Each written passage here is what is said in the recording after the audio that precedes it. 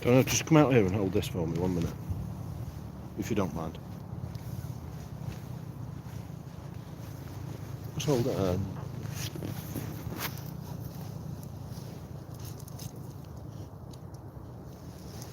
Right. Next job.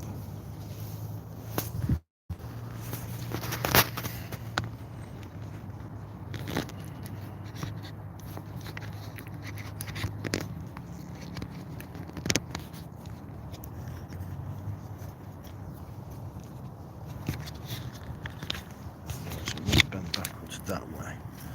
Open it the wrong way around. That's it. Just hold it again if you don't mind.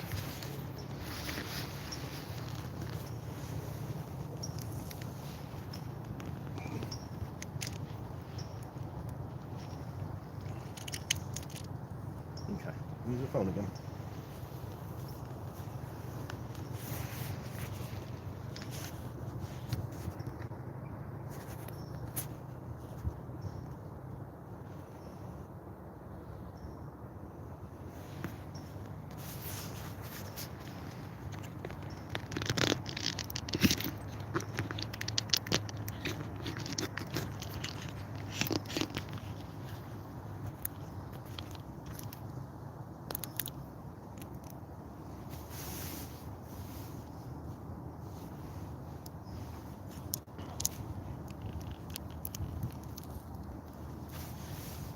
It's a bit rubbish that.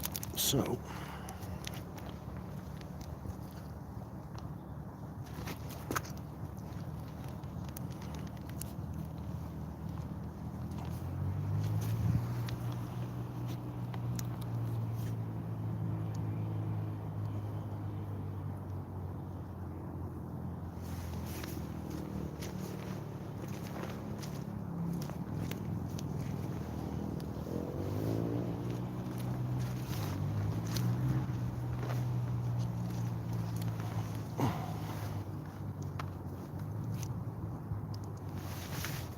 is that better? Oh, that is better.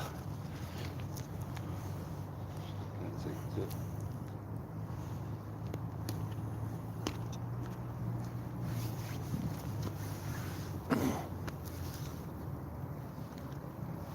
Can you see it now? Not as good as it was when it was underneath it. I can see it there.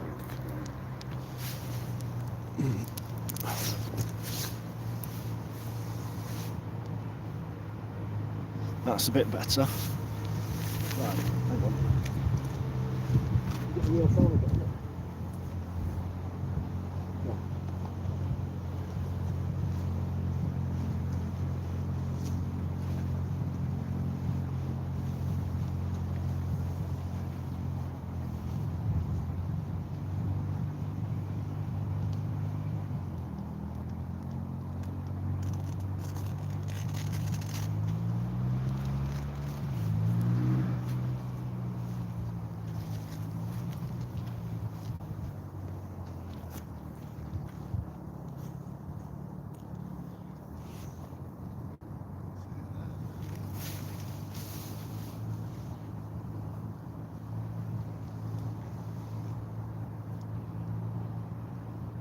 See, now we can see it.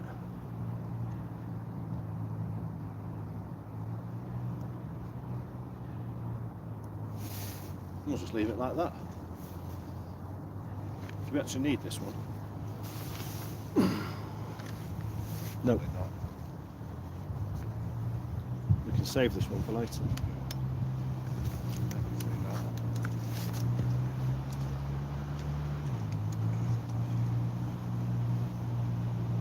We see it.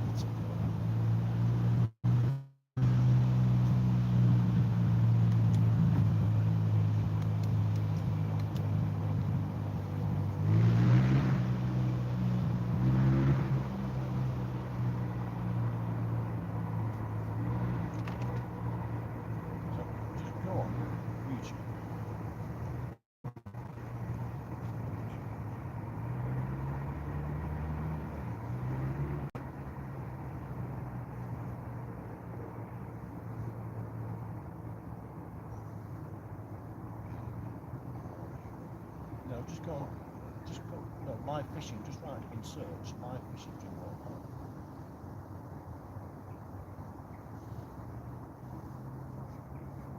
See, look. We're in.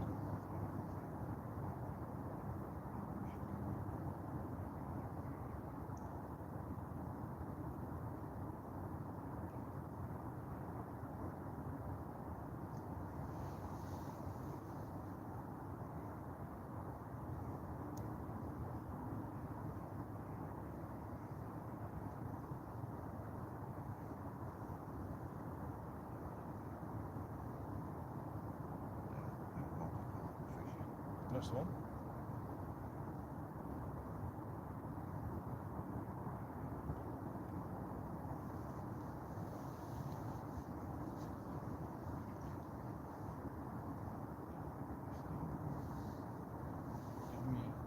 Go on YouTube. Go on YouTube.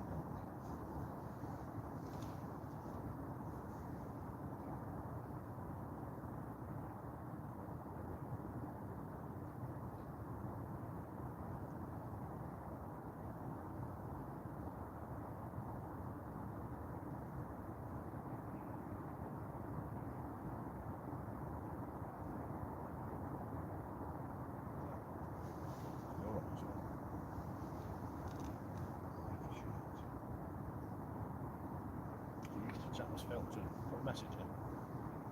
So I need to chat. Yeah. Just write a message. Continue. You don't know you're going to call them, do you? Well, turn it off and just watch. Give it a thumbs up. Turn it off. Turn it back on. My live fishing chat.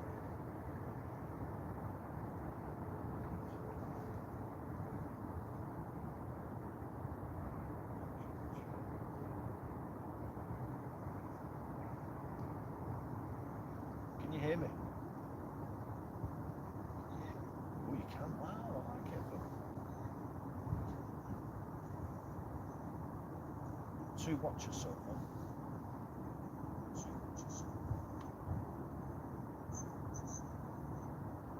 Because it can repeat like an echo on it. Yeah.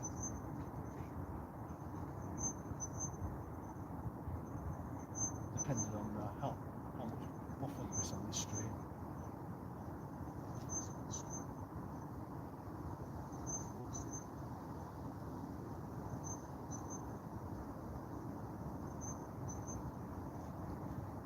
So what I want you to do, can you share, so live chat, I want you to share that.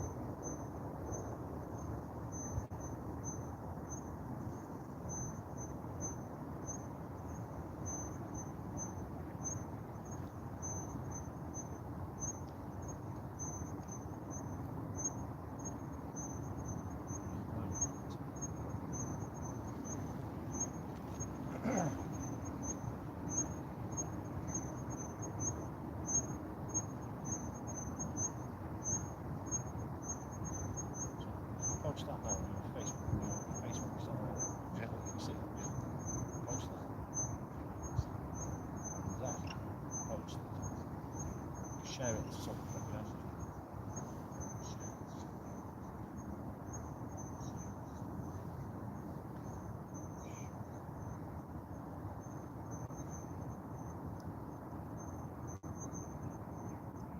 So if you just go to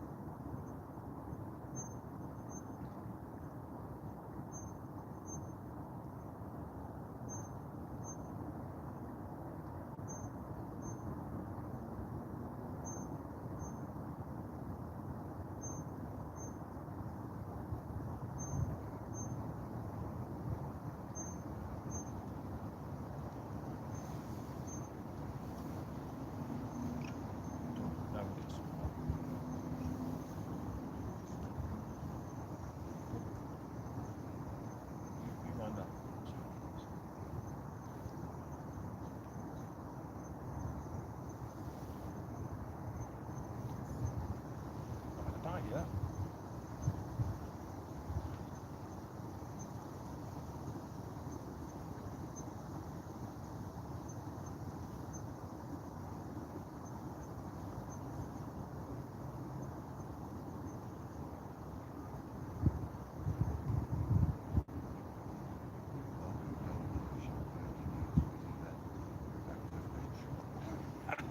I love Malcolm, he's brilliant.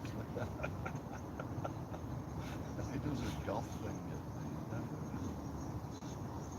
the Anything he does is just like chaos. It's got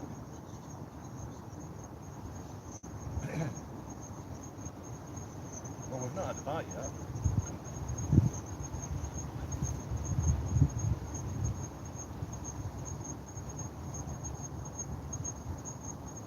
But we've got 2 watchers, so whoever's watching, come and say hello in the live chat to us.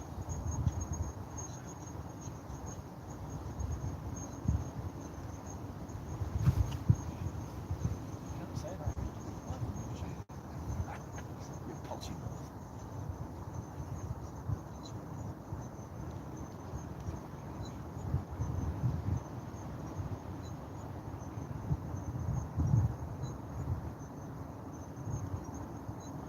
What's that say there? Look, it's content. Just go down.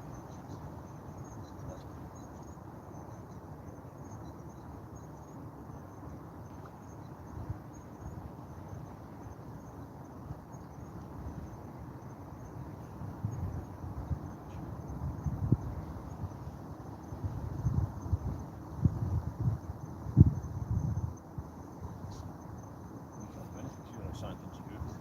You really need to sign into a Google. Probably if you do sign into Google,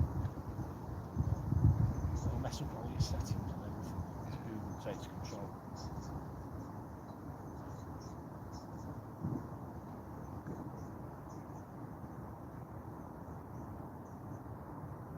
So, Phil and I are fishing on Drinkwater Park. We're all wrapped up. We're in our love cave, man cave, ropeback mountain divvy, and we've not had a bite yet. We've got a tip rod out with a little bit of worm and some old pellet and ground bait loose in a feeder. And I think we're gonna hang out until the battery dies on my phone. My wife's watching rubbish on TV, and that's it. I'm not having that.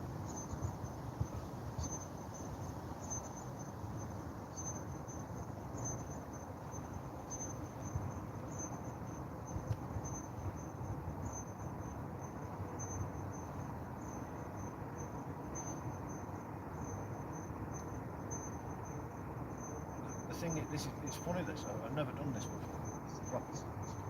But I've got the tablet on my knee.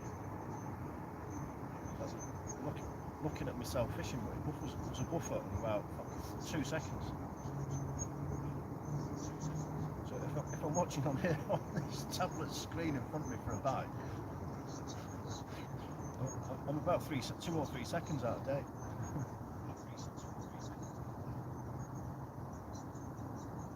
We've got someone who's there. It says Croco Gigant. Speak up, Mike, he says, but honestly, I can't because you have to turn your own volume. Can you turn up your own volume? Because if I start shouting, I've got even less of a chance of getting a bite than I normally do.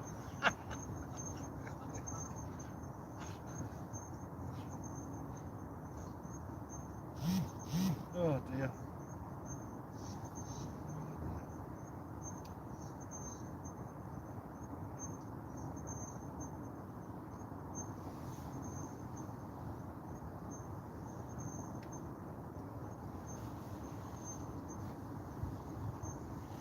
Carol. Carol is masquerading as Croco Gigant. And Alex Davis is just joined. Hi Alex, how are you doing? I've got some free tickets for the football this weekend, Alex, if you want to come. Oh, to you as well, Carol. If you want to come, you're welcome. Me and Phil will be going.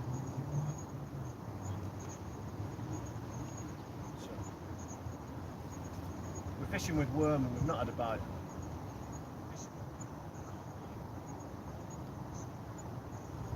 All a bit sad, really. Carol's at work. Not doing much. Yeah, Phil.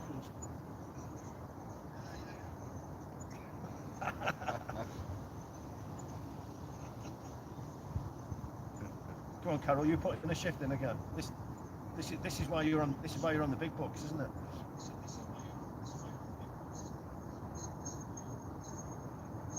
Oh, Alex. Hi, Alex. The kickoff's 3 o'clock, and I've got 2 spare tickets. So if you want to come again, you can have a dinner again. But I think the dinner's 1:30. So yeah, you can use my executive tickets that I never use because I don't, you know me, I don't think I really fit into that sort of thing. Yeah, executive box and whining and dining at a non-league football match. A bit of a scrub. Phil says I'm a bit of a scrub.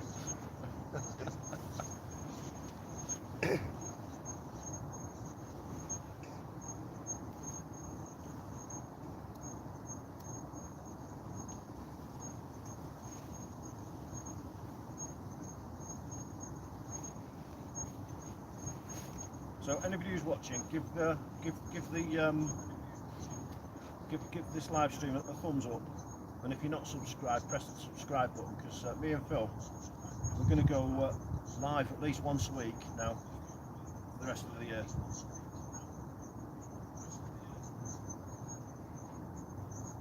Carol, Croco Gigant.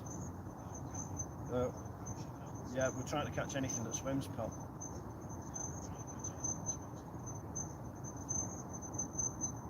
Because you know what Drinkwater is like. There's decent carp, decent tench, decent bream. But most of them are in hibernation for the winter at the moment, so we're just scratching around.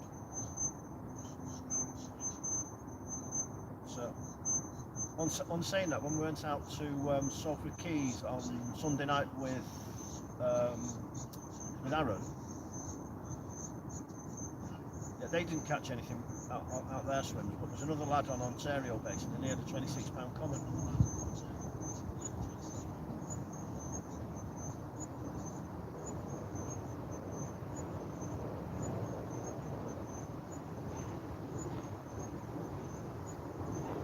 Yeah, Carol, I remember getting your car out of the mud there at Drinkwater Park. It's still there now, sinking up to its axles.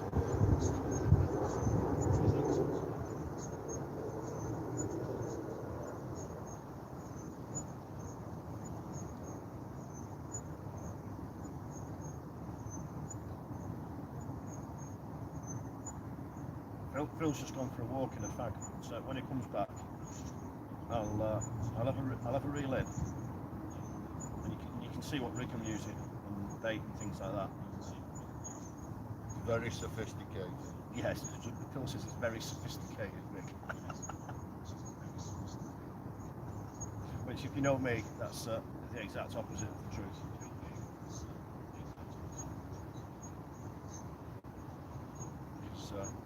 It's just, literally all it is it's a running swim feeder rig with a short hook length, size 14 hook, and a little bit of worm.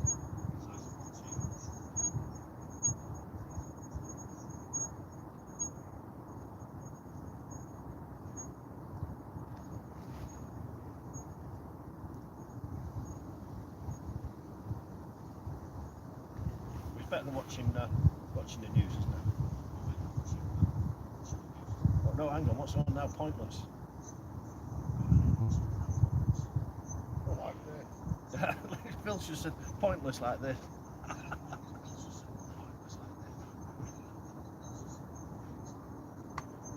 He's meant to be my friend, isn't he? It's, every opportunity he gets to bring me down, he takes it.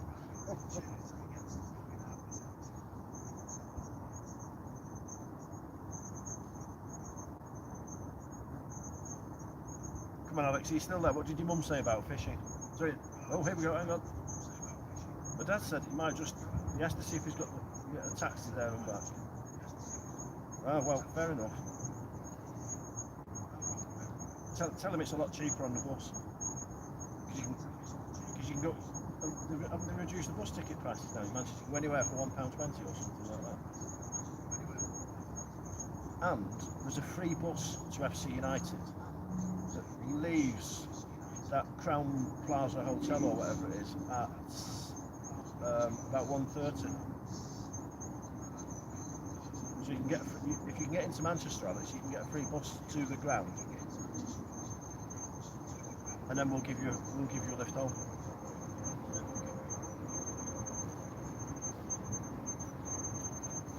Well, Alex, you need to work on your dad.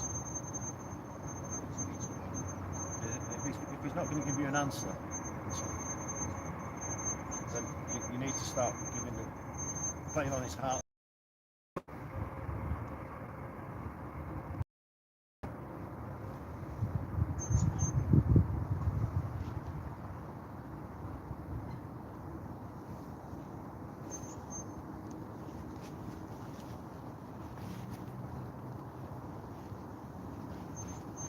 Right, Phil's coming back. I'll show you Phil in a minute. You hold this, Phil. I'll spin the camera around so you can see our.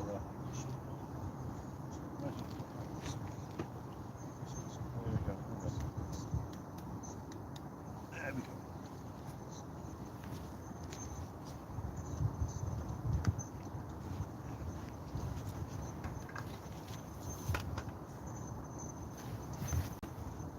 Now spin the camera around.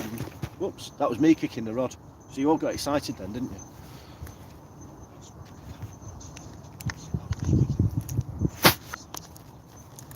Where has he gone? He's up there. There he is. Look at that, posh chairs. There we go. Put this back on the rod set.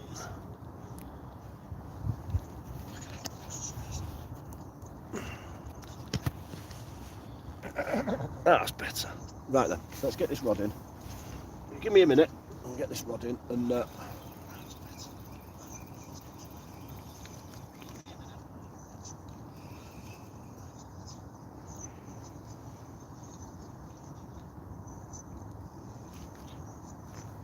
Not stand on anything. You see, simple swim feeder, simple bead,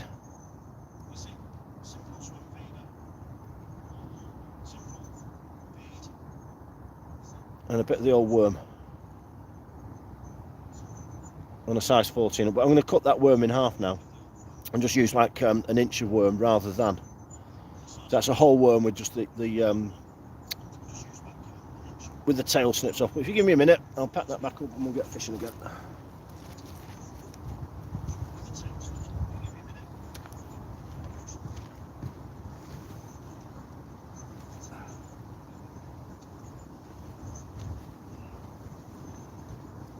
then.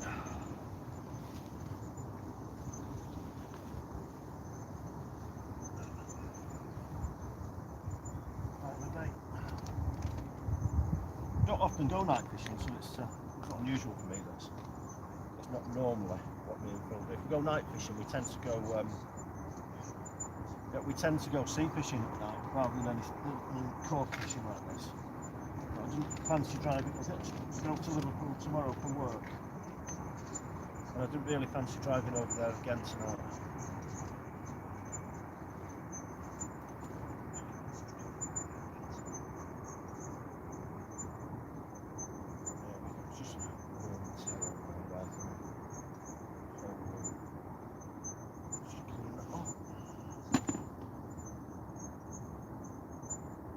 Yeah, we're not really fishing drinkies properly, Phil and I. Because if we were fishing drinkies properly, we'd have a bonfire going by now, like all the lads. But I suppose we have to set a good example.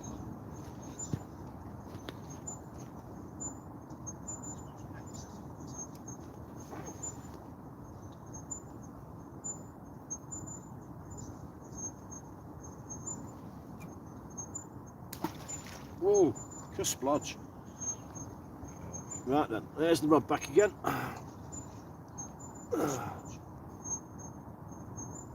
Just tighten up a little bit.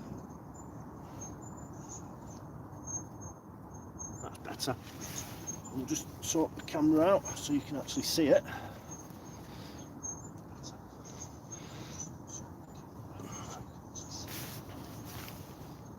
There we go. And that light will calm down in a minute. There we go. That's it. So, right, fingers crossed. Leave that out there for a little while.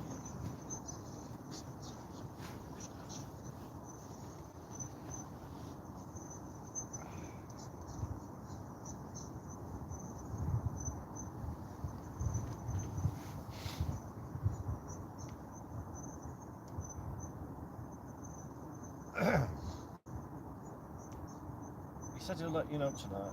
You aren't live at 8. I will message you on Messenger. That's fine. I can't actually watch my message. Read my messages on Messenger now, Alex, because I'm using it to using my phone to video.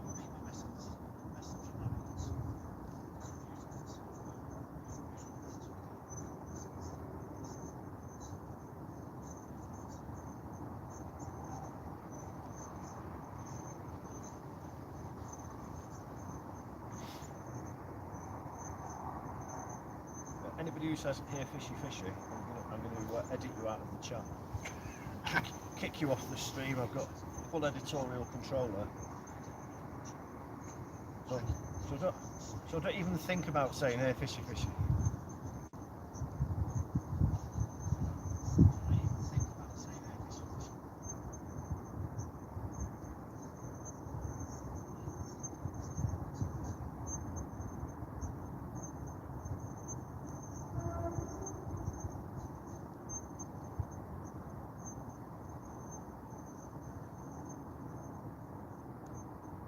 So come on everybody. Yeah, hit the like. I've only got one like so far, you miserable vlog. Give me a like and give me a subscribe as well. Even if you don't like it. Do me.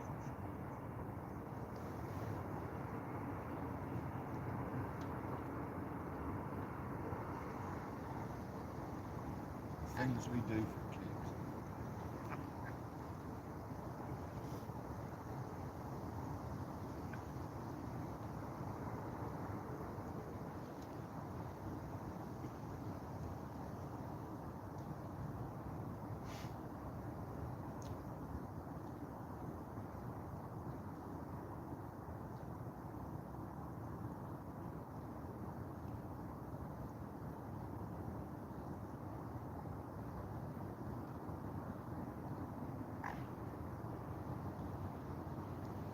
All I've got really is my head torch and a little torch, and if we had to catch a fish it's going to be hilarious trying to land it and actually see what we're doing.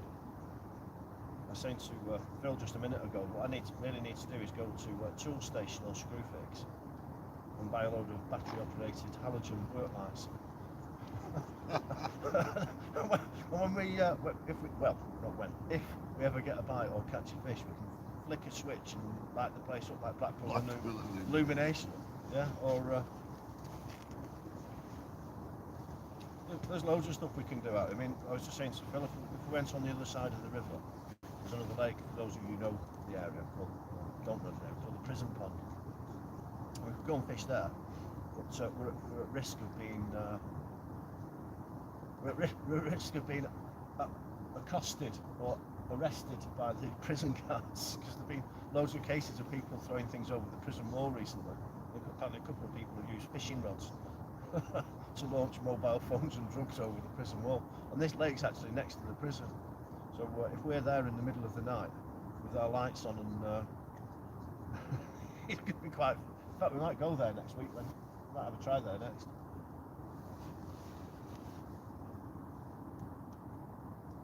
Do you think we had a little tap on them? Oh yeah, the swans are still there. We can't get rid of them, you can't see them, there's swans here. I don't mind the swans, but if we throw any bait in, the swans are our friends on Drinkwater, because they clear the. It's a very weedy lake. The trick here is to go and throw bait in a couple of times before you fix your spot. And the ducks, the tufted ducks, the coots, the moorhens, and the swans will clear your swim for you, so you don't need to rake it out. I honestly thought that swans would be in bed right now. So looks like they're having a late night. When they're attracted to the lights they're using, so that you can see my rod tip.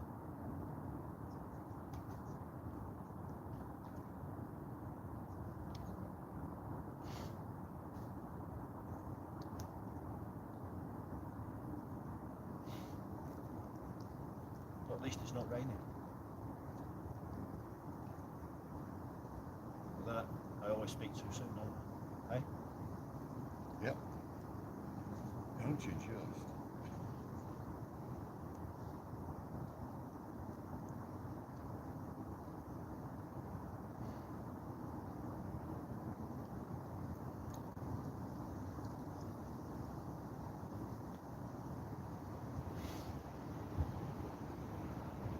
So we're on for those of you who know Drinkwater Park, we're on the back lake, and there's a swim at the back, right at the back of the back lake.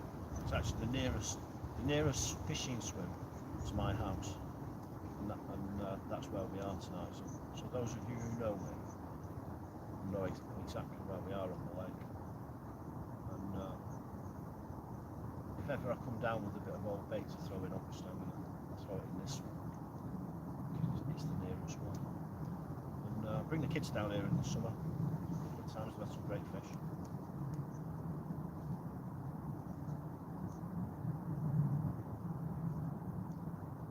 Let's see what happens today. How long these batteries last.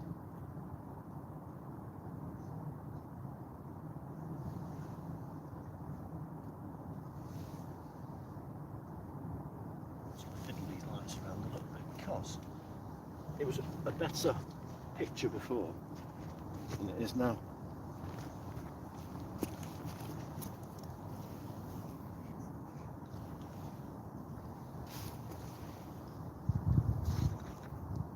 Yeah, it's all gone shaky. It's not a bite, I wish it was.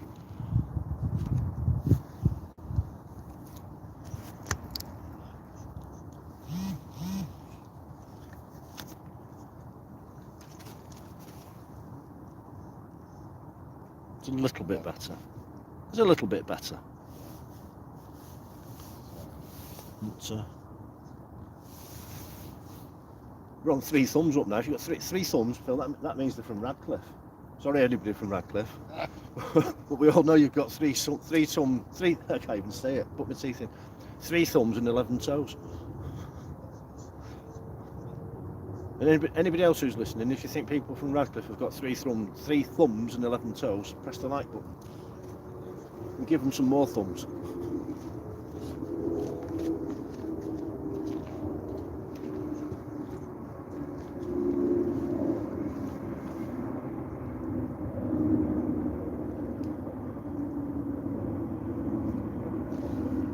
I know what I might do to improve that picture slightly. So just bring the rod back slightly. There we go. So that's me messing. That might improve the picture a little bit.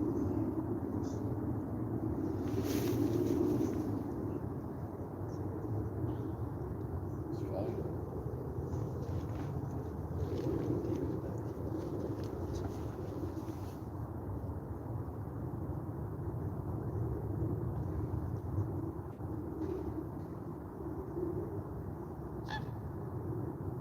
See, that's another thing with the swans. I think the swans are still there. It's like coops and moorhens. They never go to sleep. Insomniacs. The swans are still feeding.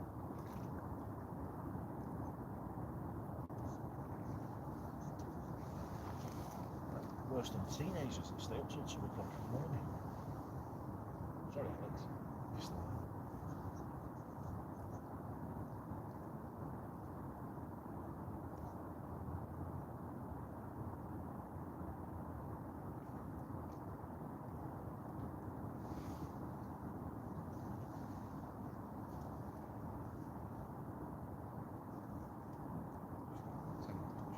It's a miracle. Apparently there's 10 people watching at the moment. 10 people with nothing better to do on a Wednesday evening. At 5:30, you could be watching Pointless.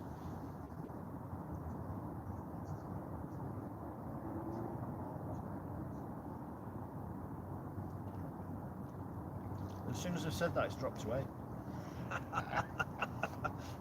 It's 2 from Radcliffe. Yeah, that Phil just said there's 2 from Radcliffe have left the live feed.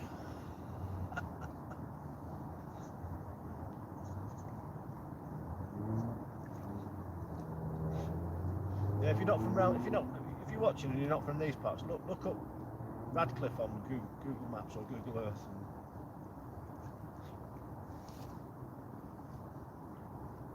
And when my life hits rock bottom, that's where you'll find me.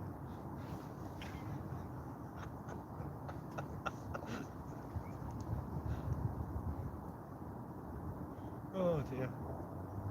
Can life actually hit more rock bottom than out fishing on a Wednesday night in winter on Drinkies?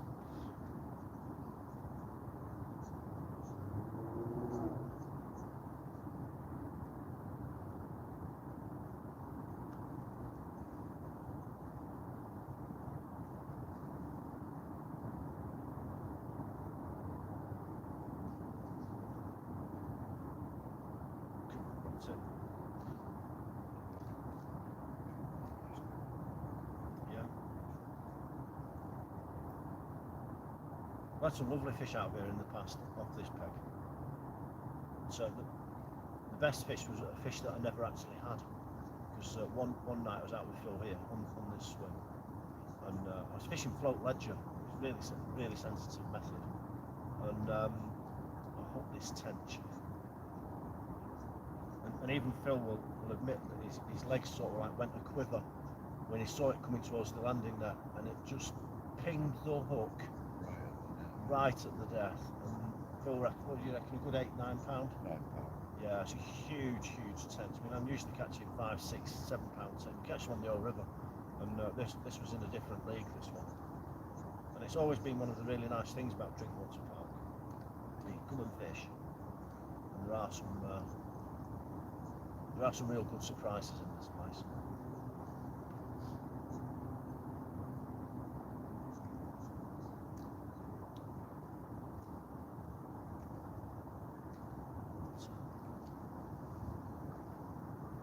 I'm out tomorrow with work in Liverpool, which is going to be interesting.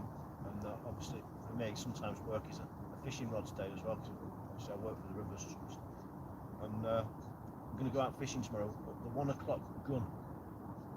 So if you're around the Wirral tomorrow, around 1 o'clock actually, we will be at the 1 o'clock gun at 1 o'clock. So you can come and say hello to us. And we'll have rods in as well. And there is a reason why I'm going to be there, and you'll find out tomorrow night if you watch BBC Northwest News at about 6:30.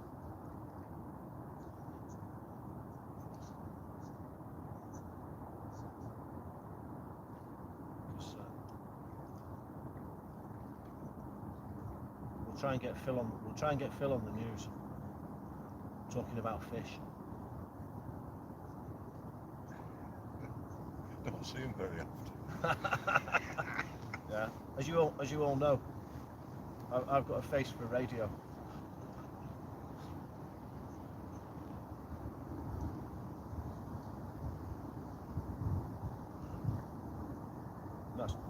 That's why the camera's pointing this way around, because we don't want to break the internet.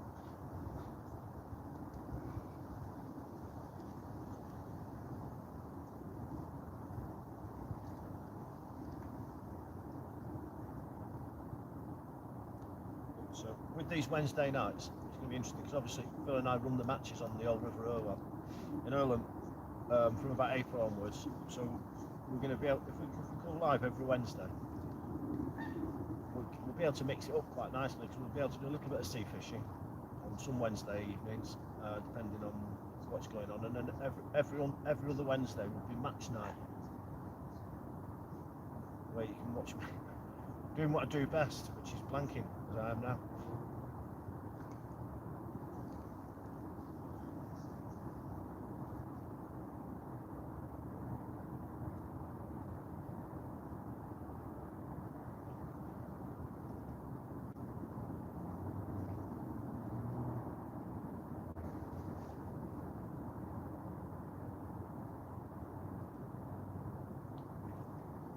So I've seen a few other people live fishing on YouTube in recent weeks. It seems to be becoming a little bit more popular, so I thought me and Phil would have a go at it as well. And apart from one guy who caught this huge roach in the Norfolk, at Wroxham in the Norfolk Broads, I mean, he claimed it was £2, but I don't know. He says he weighed it, but it didn't quite look like 14 inch. Hybrid. Yeah, possibly be a hybrid. I mean, you need a roach needs to be 14 inches before it hits the £2 mark. He didn't quite. He's holding it in his hands, and unless he's got hands the size of Herman Munster, then. I've had a bit. But yeah, it was absolutely lashing it down, and he just did what we're doing tonight: just put a camera and a light on his rod tip, and sat back and waited, and everyone had a chat.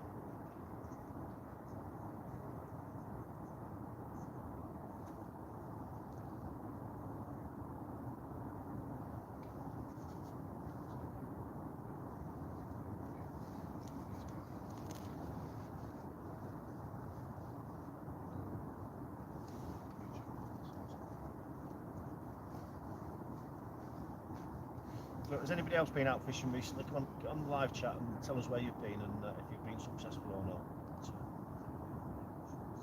With this horrible rain and the weather we've had in the last 6 weeks, it's been awful, hasn't it? Everywhere was frozen over, and then we've all been rained off. So everyone's like me, getting a little bit of cabin fever, stuck in the house doing domestic chores.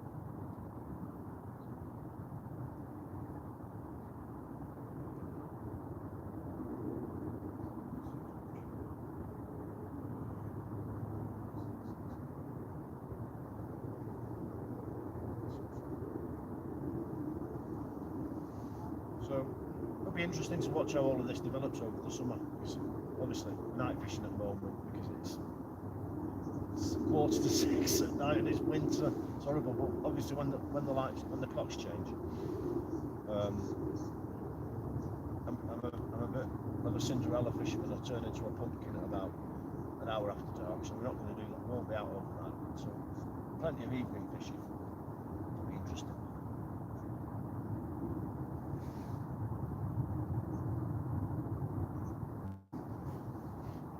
And obviously catch a few more fish in summer, and instead of just being able to look at the rod tail, have a good look round at where we actually are, because Phil and I get to all sorts of weird and wonderful places around Manchester and Greater Manchester on our fishing travels.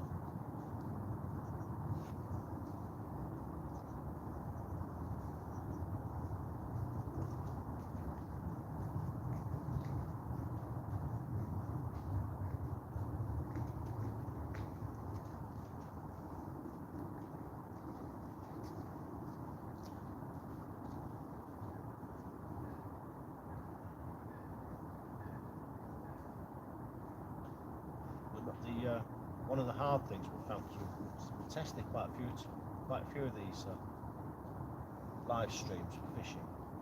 But one of the hardest things is actually to find someone with enough signal, or strong enough signal, to actually do the live stream. And I know for a fact at this location where we are now, the only reason we can get signal is because there's no leaves on the trees at this time of year. So if we come back from sort of April, May onwards, whilst this is really, really good swim that we're in, it'll actually be virtually impossible to do any live streaming because the signal's so poor. It just gets blocked out by the leaves. So then there'll be plenty of other places to have a go at in the summer. But I just came here tonight because it's obviously very, very local to home. And also because at this time of the night there's not many people here at Drinkwater Park.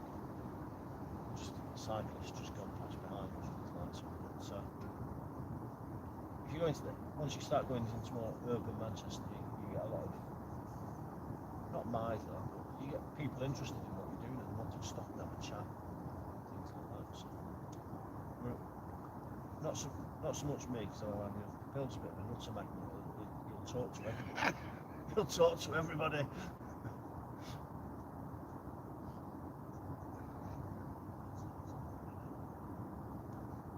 He's like a permanent walking social worker.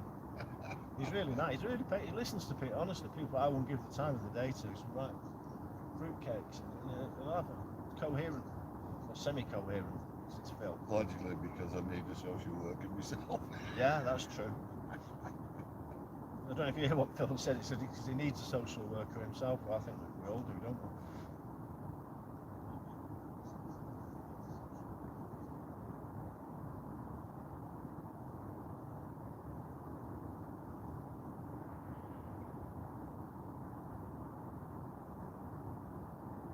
Phil's getting a pay rise soon anyway. He's getting his 10% cost of living bonus on his pension from his best mate Rishi Sunak. Hey Phil? Put everything else up and take it away. He loves Rishi Sunak. It's Rishi time, Phil. Rishi time. Don't get me going. No one turn around and say it's fishy time, because that's not allowed. That's nearly as bad as saying here fishy. It ain't fishy time. As far as Phil's concerned, it's Rishi time.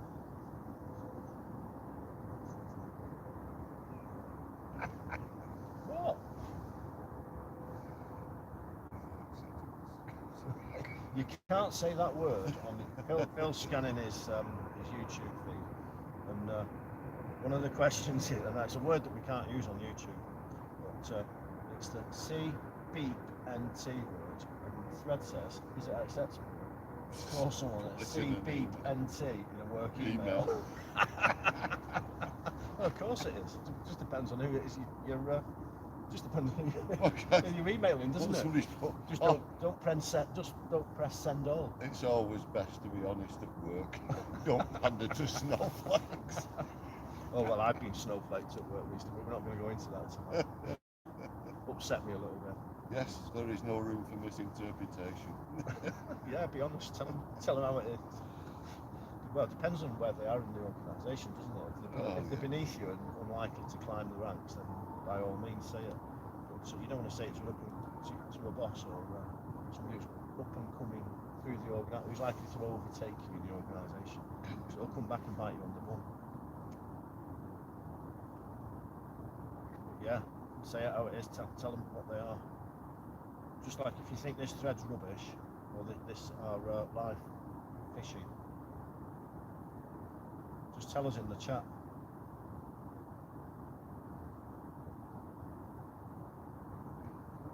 But then, if you do not like it, tough luck. You can't turn us off. We're not going anywhere till the battery runs out. And I started with 82%. And we're 45 minutes in, 48 minutes in now. We started at 5 o'clock. Oh, Phil's on 26%. That's like his bank account is down 26%. Where's she sitting at? What are you going to sub that? Sunak or whatever. Oh. At least he's trying hard.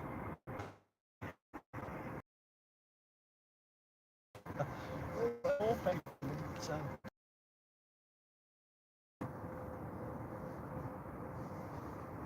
But he's had that change. Oh, Darren Bluer. Thank you very much, Darren. Say it as it is. World's most boring live stream. Yeah, 'cause my rod tip's not moving, Darren. It's freezing cold. Can you have a word with these fish? Yeah, come and have a word with the fish, Darren.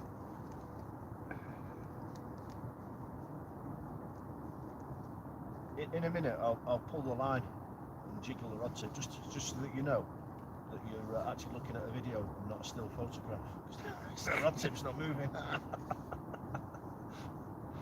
There's nothing like a bit of self-depreciation. Or deprecation, whatever it's called.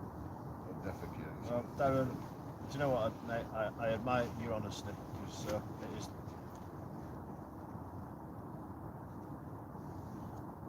Phil's losing the will to live. He's gone for another cigarette. This is a no smoking shelter. I've not had one since I was 20. I'm 56 now. I've not had one since 23. And I've not even had any of what do you call it, Prince Harry's wacky backy. Well, Prince Harry's wacky. Prince Harry's wacky backy. Yeah. But then I've not had any servants to look after me.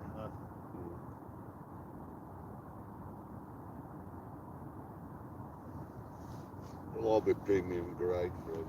Yeah, but none of that sweepings up off the streets of Teshwan. You'll have rocket grade premium hashish, won't they? Good. Yeah. We've been on the Marrakesh Express. Do you reckon he could grow his own in the palace? Do you reckon, because it's off limits and they've got all those rooms in Buckingham Palace that no one ever goes in, or Windsor Castle? Yeah, but it's He jammed. could have his own grow rail, couldn't he? Yeah, but it's jammed up with tin foil and. That's the one. Yeah. Tin foil insulation and some halogen heat lamps, and away he goes. You can guarantee what the cellars are like in that place. Yeah. They could do it in there. They'd never get in with the helicopter. That's the one. Excuse me, the snow's been melting on the roof of Buckingham Palace a bit quicker than everywhere else. Send the helicopter up with the heat lamp. If you're in the cellar, Yeah. you're right. In the crypt. Oh yeah, that's the one. Down the crypt, grow your own. The insulated down there as well. And he's probably one of the few people left now who can afford the central heating bill to grow it. Yeah. We're paying for it. Well, Netflix are paying for it now, so that's my wife. Ah. She's paying for it. She's in charge of the Netflix and Amazon Prime accounts. Yeah, we might get an award for the world's most boring YouTube. Yeah, we could do. Yeah. The only way is up. When you hit the bottom. Well, I am on the bottom with my feeder and my worm.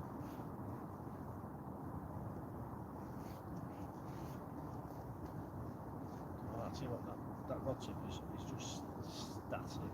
There's not even any wind to blow it. It's quite still now.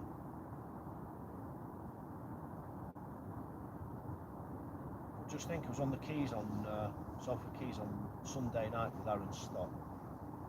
They had 3 rods out.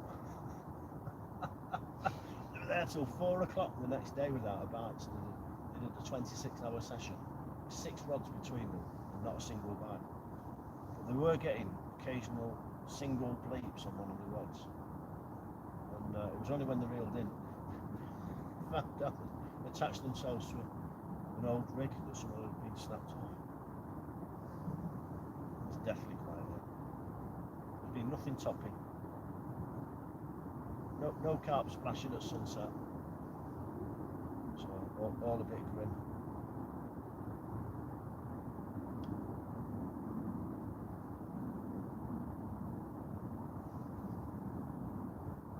Come on, fishes. So size 16 guru hook. Sorry, size 14 guru hook. So it's a hide. I tied it on with a knotless knot. For some reason my Chuck's blood knots always seem to let me down. So this year I'm on the lookout for a new knot. So it's alright when you're fishing a big bait, but any sort of finesse.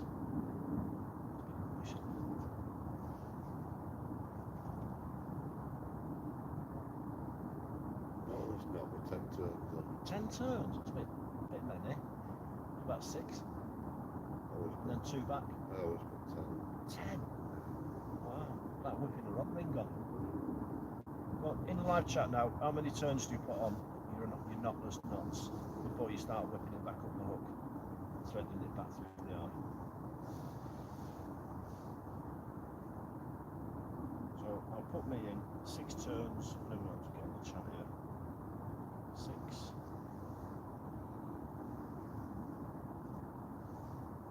Turns.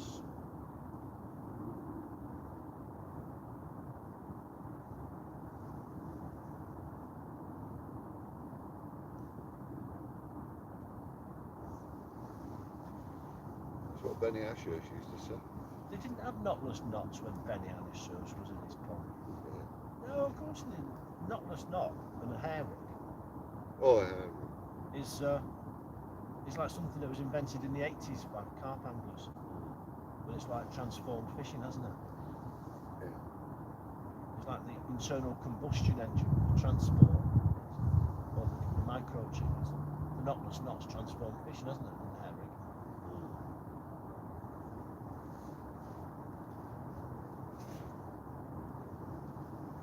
It's me, I'm old fashioned with me chucked plug knots that let me down.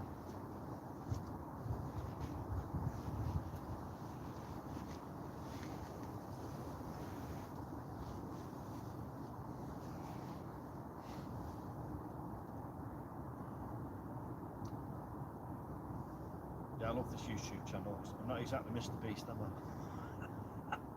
My little lad Tommy, Dad, how many subscribers have you got on your YouTube channel? And I said, 448 Tommy, and he just looks at me with pity in his eye. I can see it. Oh, my dad's pathetic. So, how many Mr. Beast got? He's always got 2.5 million. no, like 110 million he's got. That's what we're up against.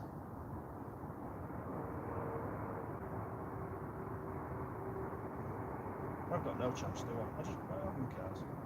Get on with it, enjoy myself.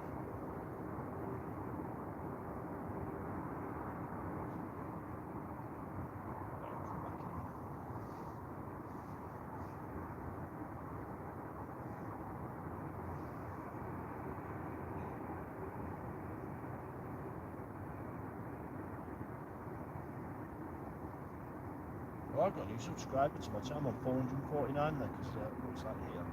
Somebody called Liam subscribed to my channel. Thank you, Liam. Well done, Liam. You've inflicted yourself a life of pain and misery on yourself. So I must say I'm a sucker for watching YouTube videos, all sorts of stuff.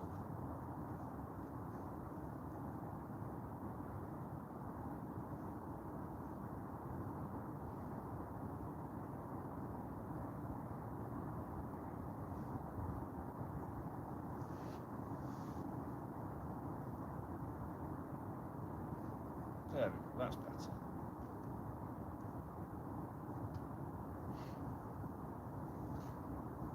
Could be a painting.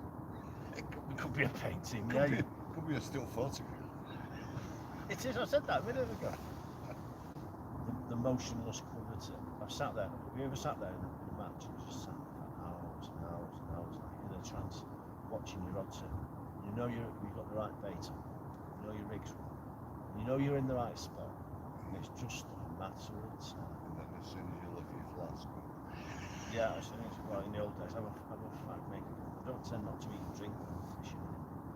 So, as soon as you did something, or you looked at one of the worst ones, you'd be mesmerised by your odds, and all of a sudden you snap back into it, you look away, because like a coot made a noise, and as you look back at your odds, he's just coming back to being straight again after you've had the only bite.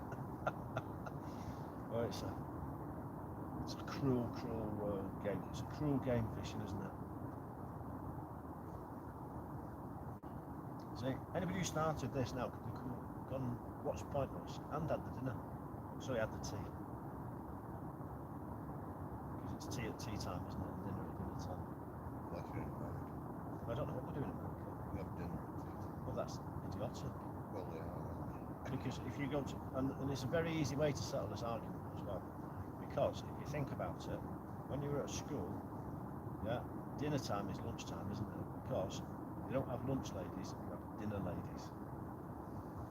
So, what was that comedian from Prestwich called? He used to live just round the Mike corner. Duddy. No, not me, I'm no comedian. I keep up my day job. Thingy Wood. Oh, Victoria Wood. So she used to live round the corner from me in Prestwich. And she did that programme, then she called dinner ladies. So obviously when it's dinner, at school it's dinner ladies. So all of this supper come round for supper business. Well, I'm not coming round in my pyjamas, am I? We scared the living daylights out of you with my pyjamas, rag and tag, holy lucky gym jams. Horrible.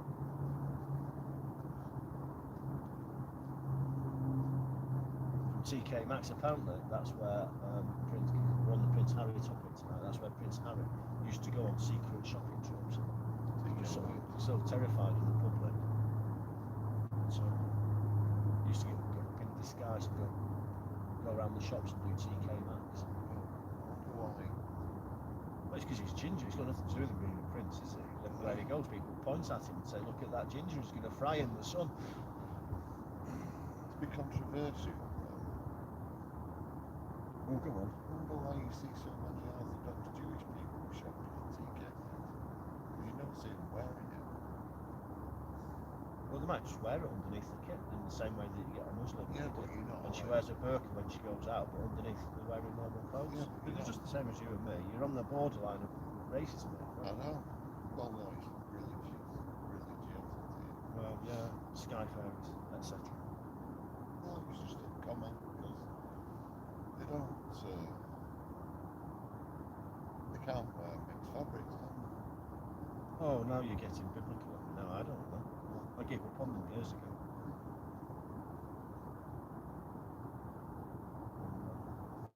No, Well, if there is a God, if there is a God, I deserve a bite. yeah. Well, I'm not going to pray. When it gets to about 8:30 tonight, my battery's running out. We'll know if there is. We'll actually know if there is a God or not. No, hang on. I'll be in trouble now. Brian Donaghy might be watching. Well, And he'll ban me. Yeah, from well, he'll ban me from the Earlham Catholic Club. yeah, well, he gives me some stick anyway. Well, 'cause you're an atheist. He's going to turn you into a pillar of salt. He's threatened me with that. Has it? What Yeah. else have you been threatened with? He said, well, last time I went to Catholic, Biblical he beatings. said I was going to get smited. Really smart. Yes, smiting. Yeah. Never happened.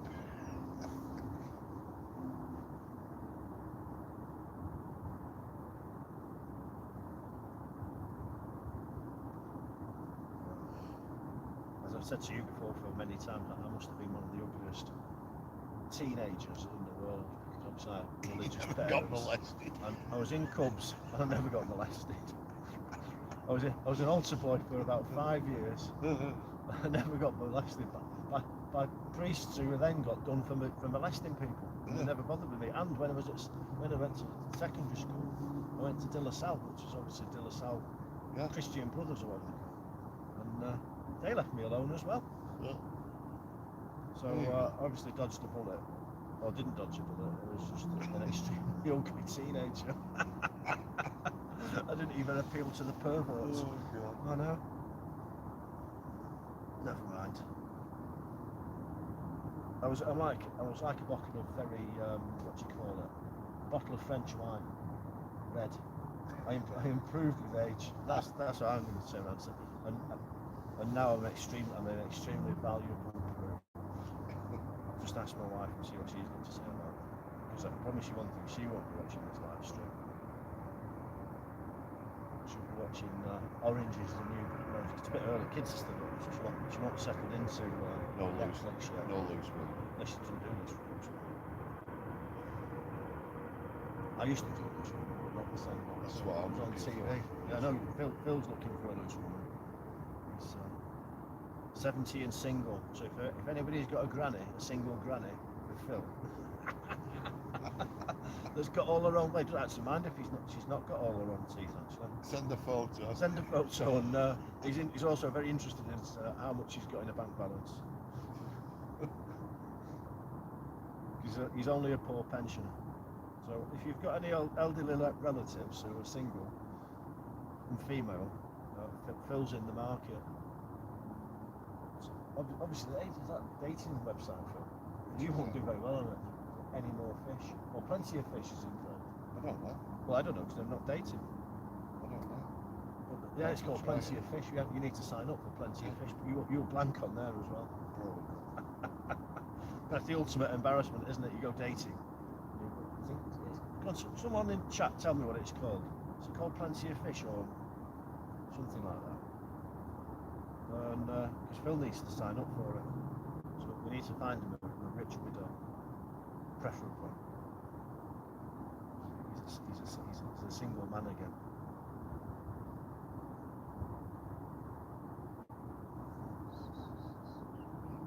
It must be.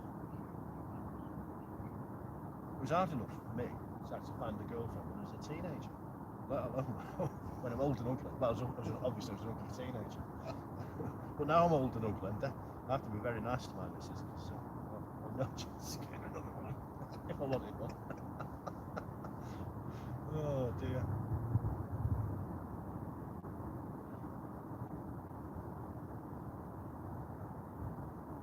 I think there's more chance of the rod rest moving than that one too. There's not been any plugs, not even a liner. Not even before. Yeah, I know. Well, I honestly think, I know some people disagree, but I actually think the perch go to sleep. Which is why I never really fish after dark. Perch. I know pike feed at night, don't they? Is Carol still on there? Is Coco Gigant, are you still on the chat? Have you had much success with night fishing with pike? I always think dawn and dusk is the best, and then go home for my tea. We're over the team rather than staying out all night.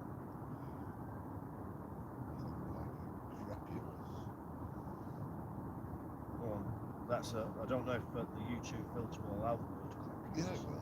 Go on then, what define crapulous? Because it's a new It's one. like most predators.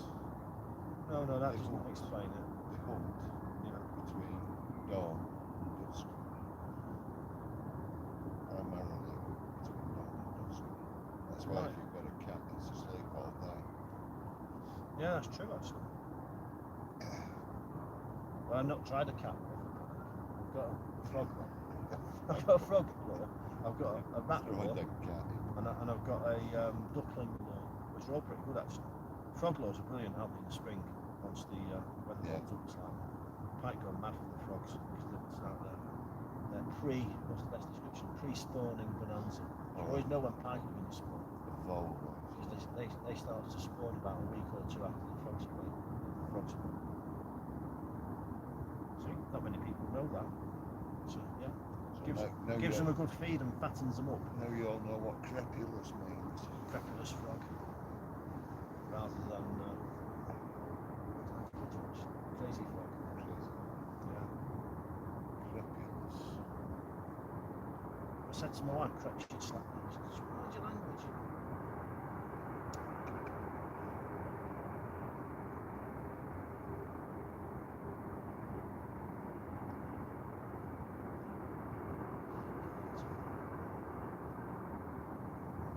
I might just go over there in a minute and give the rod tip a twitch just the way you know.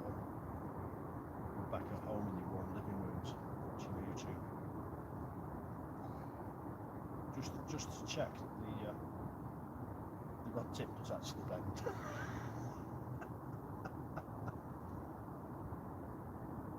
Oh dear. Being an old paint pot on the bottom.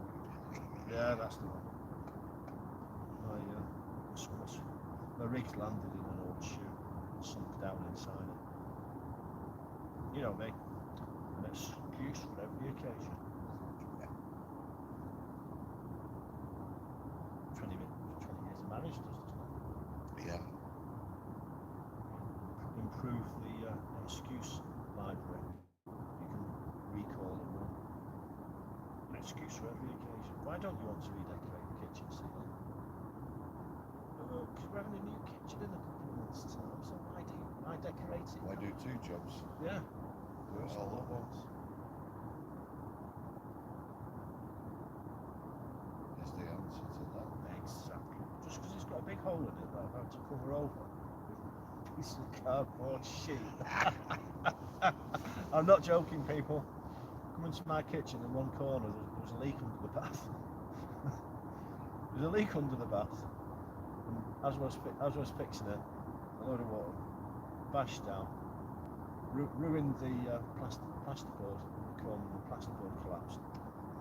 And I said, I know how to fix that. And I've got some glue. And I glued a piece of plasterboard to the corner of the kitchen ceiling. And every time she gets angry with it, I'm not flavouring. Every time I'm not flavouring the month. That's what I get. You're lazy, you're bone-eyed. Just look at that kitchen roof. The only plasterer I know is Nick LeBlanc. And Nick LeBlanc is currently in New Zealand, for those of you who know him. He's out with Johnny Tyzak. Was that a bite then? No, it wasn't. Fall back asleep. Back to our slumber. I thought we had a twitch. So obviously not.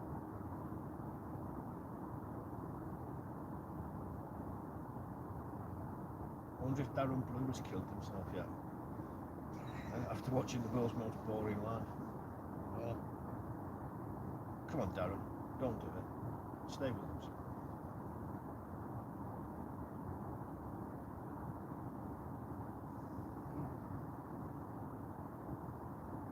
Phil, the pensioner's just started yawning. It's 10 past 6. I think he's not taking his synatogen tablets tonight. must be my blood sugar. Your blood sugars are low. I'll sort him out. What I will do is we'll go to the pub on the way home from here. He'll turn around and say, I'll have a Diet Coke. And I'll get my revenge. I'll do what I normally do, and I'll Get him a full fat one. full of with leaded petrol in it. Give him a full fat Coke, and I'll be speeding all night long. I'll get to sleep till about 3 o'clock in the morning, and then I'll be up all night long and on the toilet. So I know how to get my own back. And he knows me. Yeah, no worries for this diet. It's diet. Don't worry about it, pal. But he has sussed me out a little bit now. So when we go to the football, he says, "Don't get me one out of the Coke pump gun on the bar. So get me a can. Give me a can. And then it's guaranteed to be artificial sweetener rather than sugar. Probably top girls behind banter and keep what's it, tin there. Yeah, keep an Diet one. emergency tin of diet. Only give him stuff out of the pump. Yeah, it's cheaper out of the pump. You get more for your money, don't you? Yeah. Oh dear. Because it's our fishing club water this, and I'm the fishing club chairman, Phil's the fishing club secretary. You'd think we'd have this lake better slots, wouldn't you? The number of fish that we've thrown in this pub, thousands over the years, Phil. Thousands. About 7,000 in 2019. We had tench, skimmers, roach and wood.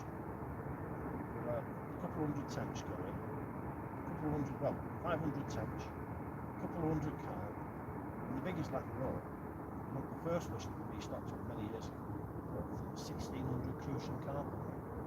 That was about 2012. And no one's ever seen one, ever. No one's ever caught a crucian on drinkies in the last 10 years. 1,600 of them. And more fat pike. Yeah, more fat pike and cornrows.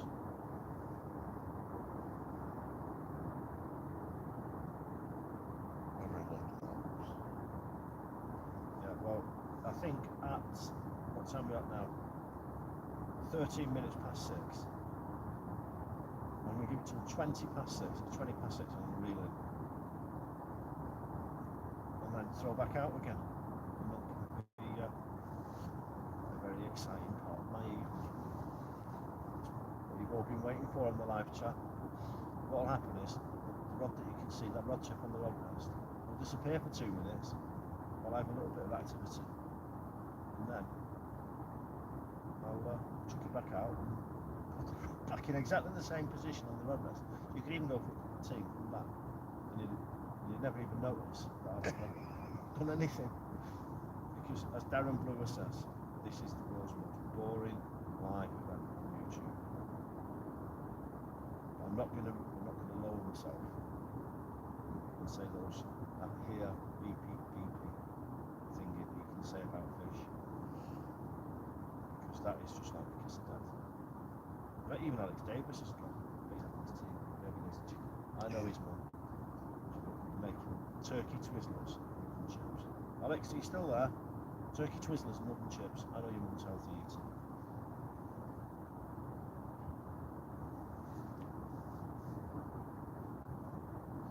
So, anybody out here, come and say hello in on the chat, on the live chat. Press the live chat button on your YouTube. On your screen there, come and have a chat. Just tell us who you are and where you're from. I'm getting Phil talking to Phil now. He's been with me all day. What time did you come round today? Oh yeah, about 1:30. Yeah, 1:30 Phil came round, about 2 o'clock. I've been doing a bit of work. Or after lunch. Dinner, not after lunch.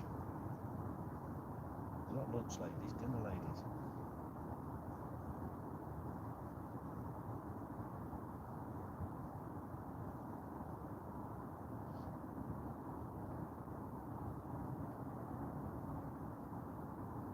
But do you know something? I've realised that. Not you, because you're a true Mancunian, aren't you? You live in no, you're not. You watch Dale or Manchester. Bury. You're not in Bury. No. No. Where? Middleton. Middleton. That's Rochdale. Rochdale Council, yeah. So Phil's not officially. I come from Prestwich, which is in Bury.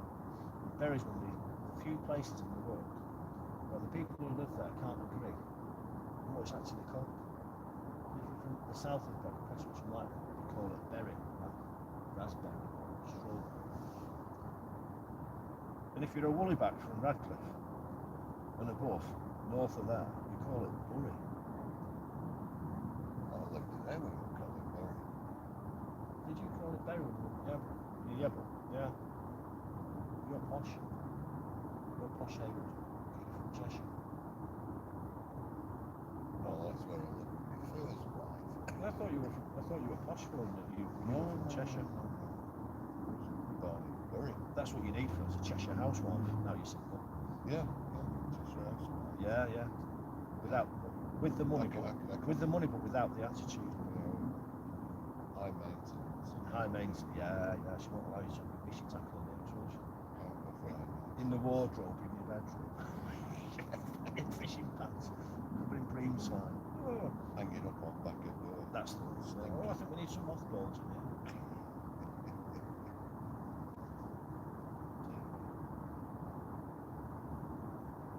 I think people keep tuning into this live stream. They watch that rod tip for 5 minutes, they listen to you and me. We just scare them off. Yeah.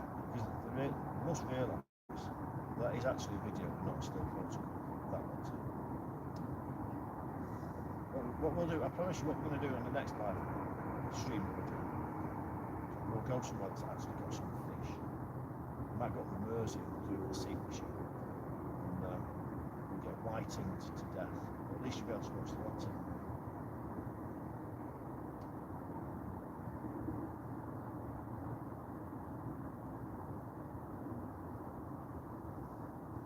Deathly quiet. Phil's so bored, he says he wishes he was still married.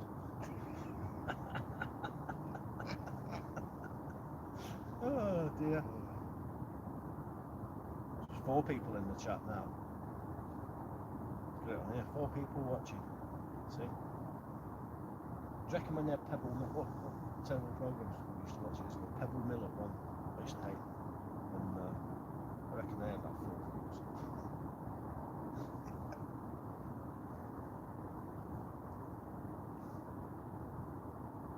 No one's chatting to us on live chat because they don't want to actually admit to being here. I'm watching this static activity. But you do know, I'm obviously obsessed with fishing. My wife once said, we're in there's an Indian restaurant around the corner, which is called Bilash Balti House it's called. The Bilash. Oh, it's brilliant. And anybody from this area, we all know the Bilash. And they've got like these holographic pictures on the wall. So they've got like the Taj Mahal or waterfalls, and you can watch them with like LCD things. And I was in there, I was looking at them one night, and my missus goes, "Do you know, Max, you'd be much happier if they put a picture of a float." They put a photo of a float on the wall and framed it. She said, "You just stare at it for hours." Oh dear, it's true, I would. Anyway, sorry if anybody is hard of hearing or we're about 8 feet away from the camera. So, what you need to do, to be honest with you, you're really desperate to learn something.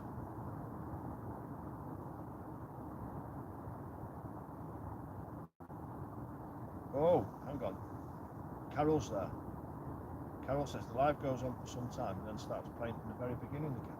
Oh, wow. Well, I don't know what to do about that, Carol, because I'm a bit rubbish on technology.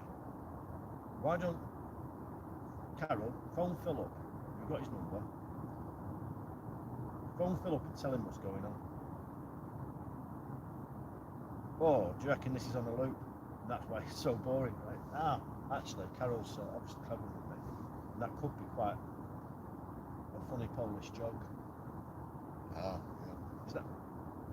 This could be Polish humour to say that it's actually on a loop. Come on, Carol, fess up. We know you're watching. At work.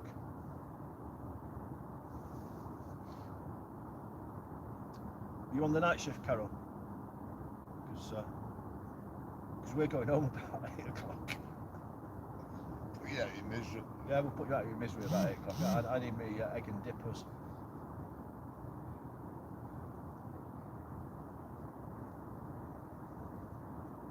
Oh, here's another comment from Derek. Classic Rock Radio. Oh, he's one who's playing tunes on the loop. Anyway, he says there's Cheshire Housewives, and then before them there were the other Cheshire Housewives that made those films that you're not going to see on telly. Oh, right. No, I think, Derek, that was Reader's Wives, not Cheshire Housewives, and that's a completely different thing that we can't discuss on YouTube. But they did entertain me as a teenager when I was a very ugly teenager and couldn't get a girlfriend. There we go. Oh, Carol says, no, I'm at home. I meant I'm working weekend when the match is on. Football match, FC United. Now I'm with you. It's obviously lost in translation, Carol.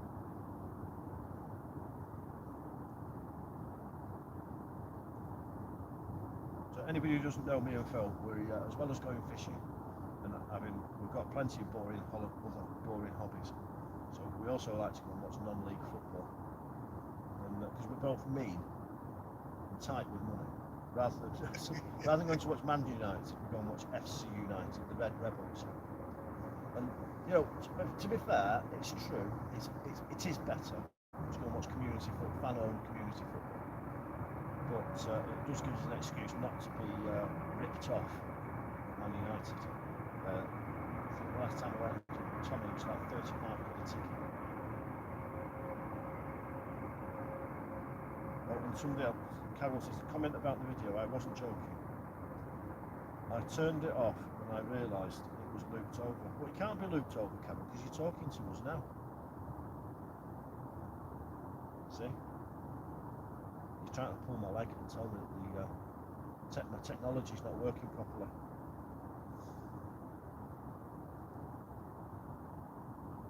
Did we catch any fish? No, of course we haven't. We're a pair of blankers, Carol.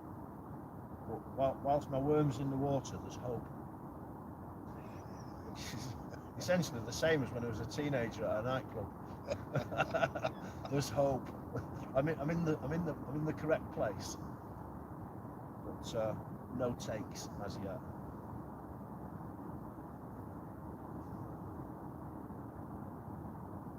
Yeah, I'm glad I'm not a teenager. I wouldn't like to go through. I wouldn't wish that on anybody. I was always jealous of the handsome teenagers, pulling all the girls.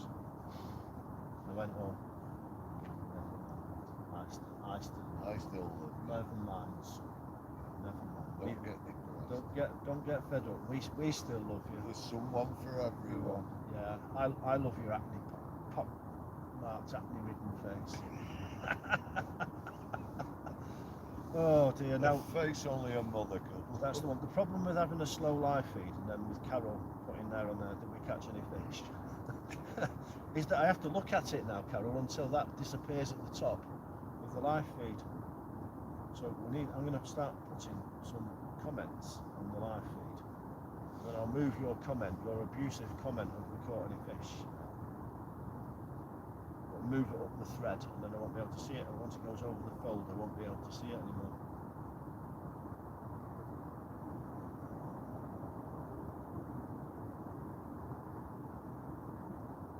Stop.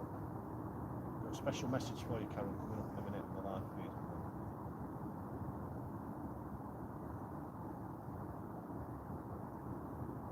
There we go, that's for you, Carol.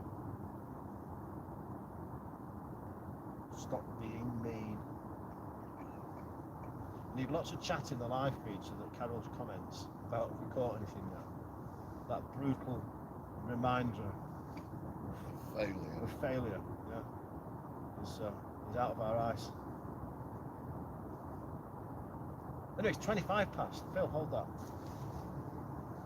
I'm going to turn on some light to do this. I'm going to reel in for action. We'll leave it out for another 40 minutes. Look at that. Look. There we go. Can you see there's a little bit more action? There's a little change in lightage. There's about a 3-second delay. Right then, let's have action stations. Watch, just to prove to you that it is live. Watch, there we go, Phil. Look, can you see?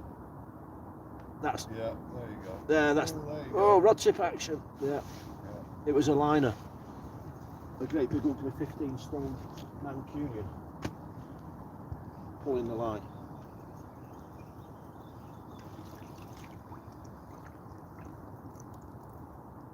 There we go. Liner. I'll tell you what, Carol, you used to be I always considered you as a friend until now. Showing your true colours. That's what my first wife used to say to me when I used to drive him nuts. Oh, he's a so-and-so, and now I've been with him for six minutes. He's showing me his true colours. Your true colours? Pink with black, pink with black hair. It's a ridiculous phrase, isn't it? He's showing his true colours. Let's just check that. Check with a piece of work.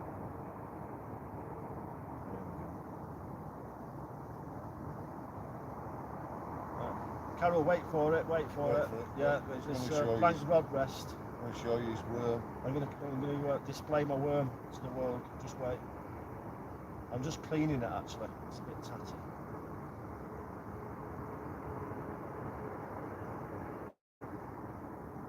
It's a piece of worm because obviously being mean that I am, I'm not going to use the full one because I don't do that sort of thing. I'll just make sure I'm not wrapped around the wrong tip. Here we go. And make sure I don't fall in as well. Who put that landing net there? If you hear a big splash, you'll know that things haven't quite worked out properly. That'll do. Sounds about right. Nah, there's a tiny bit close in, but never mind. There we go. Look, hang on. We'll put it there. It's better, isn't it? Because it's across the. It's better to see it on the against the lake. Yeah, that's better, isn't it? Go on, just wrap round now. Thump, thump, thump, thump. And away you go.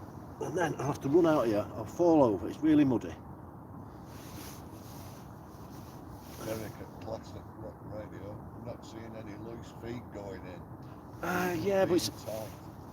Well, Derek, you have to have a chat with Derek because it's 7 degrees. And you don't want to put too much in because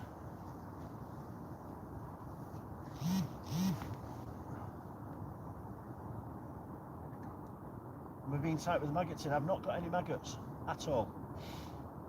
So all we really need is the bait. I'm using a swim feeder, a little cage feeder, only a small one, about an inch, Derek, and a short hook length, just to like concentrate the feed. So no maggots tonight. I'm on the worms.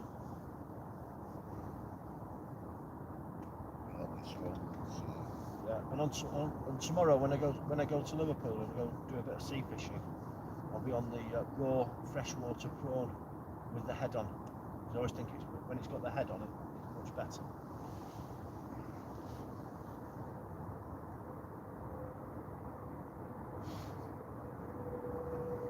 We'll catch whiting and cod. Will be what we're after. You can look it up on Google where I'm going. It's a place called the 1 O'Clock Gun. It's on the Birkenhead side. So on the Liverpool side, there's a pub in Albert Dock called the 1 O'Clock Gun, which can confuse people. It's actually a really good fishing spot on the opposite side of the river called. And there is a cannon there. So we'll be there and hopefully we'll catch a fish or two because the Mersey's fishing really well this winter. Oh well, I say that it's fishing really well until tomorrow at about 11 o'clock when I turn up. Until we get there, and then it'll be absolutely pants. Just turn that one out.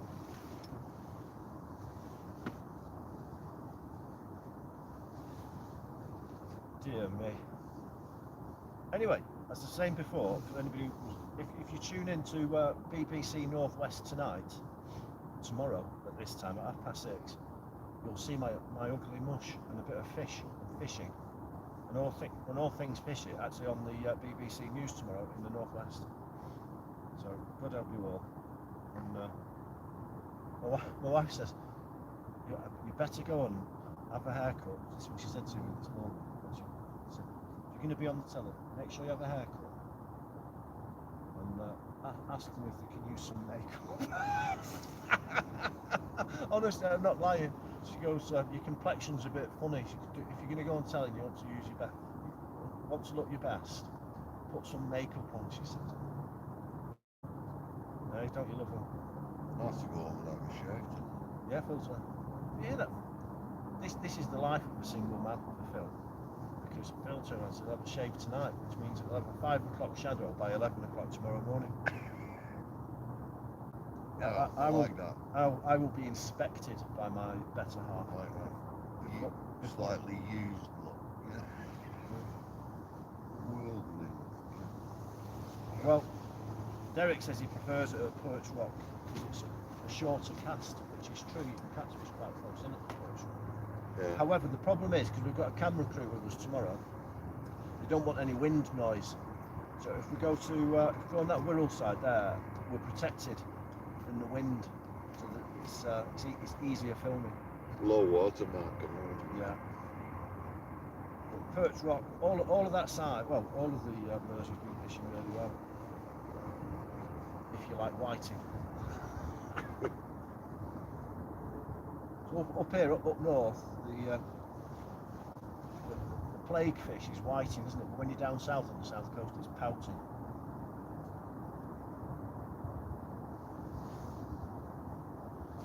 With the whiting and biting. I said it's on a loop again. He said I've just turned around and said it's 25 past. It's 18 to. I think what's happening, Carol, is that the live feed somewhere is like buffering. If you follow me. Do you know when you're watching those funny Swedish movies that you like, and the pizza slice, you get the pizza wheel in the middle of your screen when your film hasn't caught up with the internet, when your internet isn't fast enough.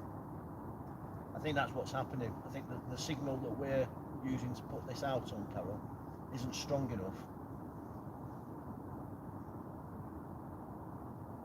There you go, Carol. You say you can hear us now, and that's weird, isn't it? Well, just time check, Carol. 18:34. You just needed to refresh your feed. In the same way that some people think I need to refresh my feed out in my swim out there. So, using a cage feeder like this is a bit like using a rubbish PVA bag, isn't it? Your feed's in the right place.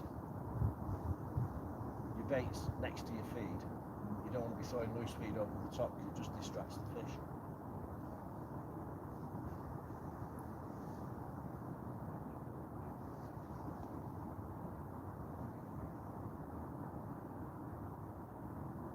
Anyway, Carol, since you're here and you're listening and you stay with us, are you going to come out with me and Phil one day and join us on one of these live feeds on a Wednesday night? Since obviously you're at home and you've admitted now that you don't work on Wednesday nights. Come and catch a pint. Yeah, come and catch a cold with us. We can have a natter. But Carol says he's washing his hair on Wednesday nights. Ah, right. Ah, yeah. That takes me back to my teenage years again. The phone will get on, so I can't come out tonight, I'm washing my hair. Or what's the other one? I'm baking a cake with my mum. Well, at least they weren't brutal and just like put the phone down. Which is what Royal Mail did to me yesterday. I spent 25 minutes on hold. And I asked him a question. I could hear him go at the end of the phone, and he just put it down on me. And I was quite in favour, actually. I've been quite supportive of Royal Mail strikes, because I feel your pain about your money and the fact that your company's making £500 million profit and not giving you a decent pay rise. But you lost a lot of sympathy then, putting the phone down on me. I was hurt for. Probably a cold sensor. Carol says I can do after the 20th of February. I work 4 on, 6 off. He's very busy on his next. Well, Carol, I'm off to the Tatras Mountains on the 20th of February. I'm going to go and see my wife's granny in 10 feet of snow. But we're going to go on your Polish. Carol, we're actually going to go for a change on the Polish side. So we're going to go to Zakopane.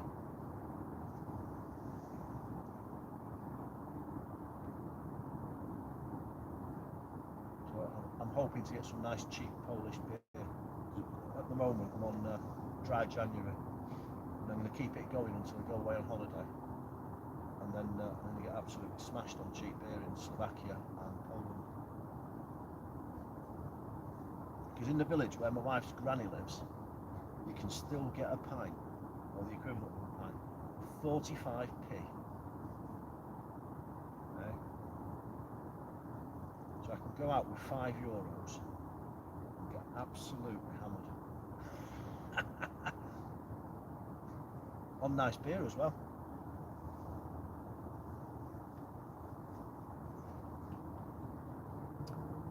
How much is a pint of beer now? Well, in the Star, £3.60.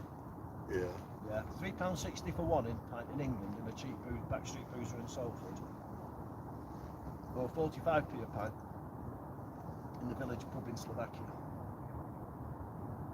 So with my rubbish maths, 45.90, £1.80, £2.70, £3.60, 6 pints. Well, Yeah. the price of 1 pint in the UK. And 6 pints, I'd say, what I'm absolutely wasted.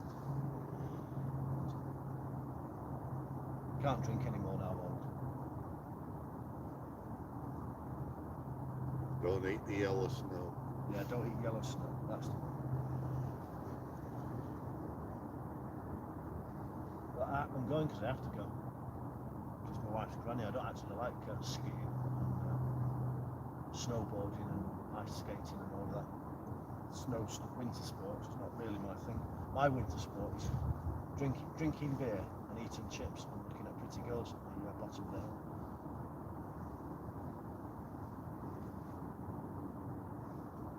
Oh, here we go. Carol says, in Zakopane, I'll get half a litre of vodka for £3.60 in the grocery store.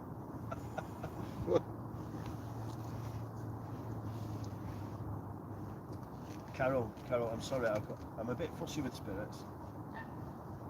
Now, all of that stuff that you drink in Poland, Brewed in the shed. Bekarówka and Slivovitz and all of that, it's just not proper.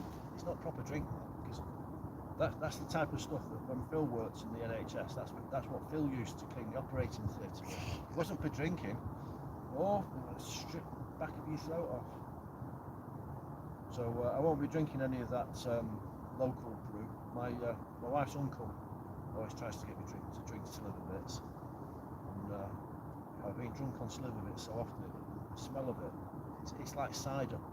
Everyone's got one of those drinks that you can't drink anymore, and I can't drink Slivovitz because of him, and I can't drink cider because of what I used to go up to when I was a teenager. So, if it's my birthday, Carol, and or Christmas, and you're going to get me a bottle, I do like a bottle of Remy Martin VSOP. The brandy's my one, but not Tesco brandy. I tried that this year at Christmas, and it was like that was like paint stripper as well.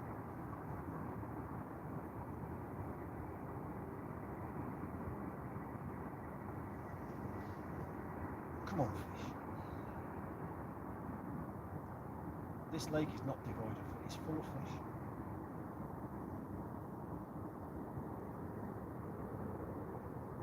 They must be watching, all the fish must be watching the one show. What's that Welsh girl called? Just the one invited to Fenland Park.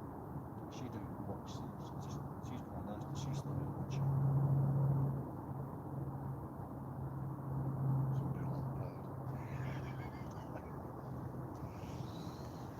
At least that comment from Carol about if we caught any fish yet is now scrolled up off the top of my screen, so we can't see it anymore. There we are. Well done, Carol. I thought if we get you chatting on the live chat, you won't be able to resist typing. Now you have. We've got a couple of sentences out of you as well. And that cruel comment about have we caught any fish yet has disappeared off the top of my screen, so we can conveniently forget now that we're blanking, pretend that we're just having a rest in the middle of a big bagging session.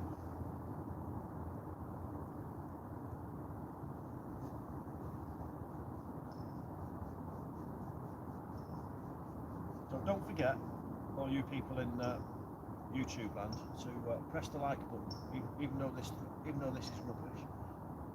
Just have some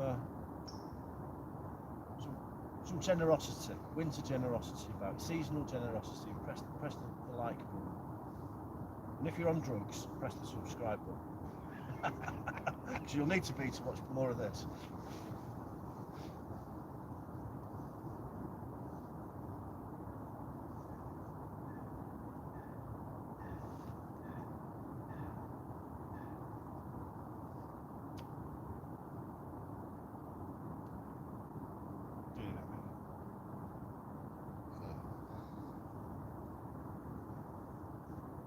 light's getting a bit. Is the battery going a little bit? I've not used that particular head torch for quite a while, since the last time we went to the sea fishing film, which is about a year ago.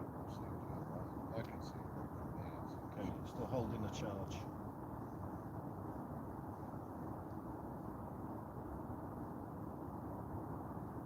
I just want us to get rid round. I'm desperate for a bite. I sat out for 2.5 hours at Salford Keys with that Aaron LeBlanco the other night, and there was nothing happening at the Keys either. It was a little bit colder at the Keys.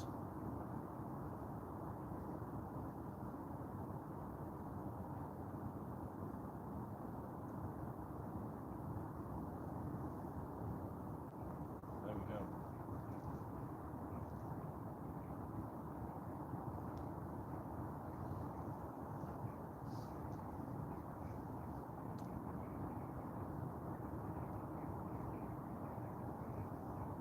So Phil's not got a Google account, or he doesn't know his password, so he can't take part in the chat.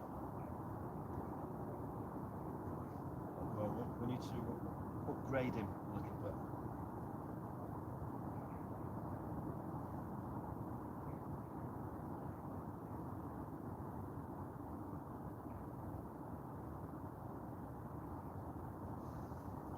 Oh, here we go.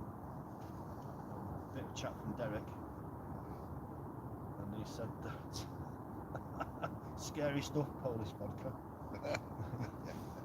He had a Polish girlfriend's dad insisted that I have a glass with him. Yeah, they do, and they get personally upset if you don't have a drink.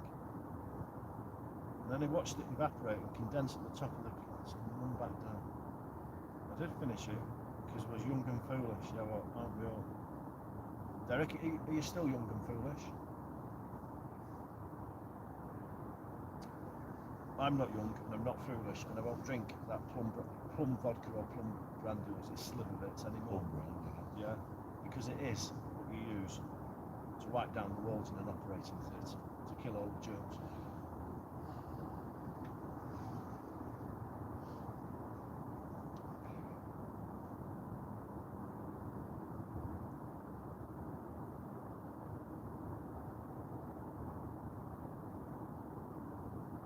Oh, look at that! That's good news, Phil.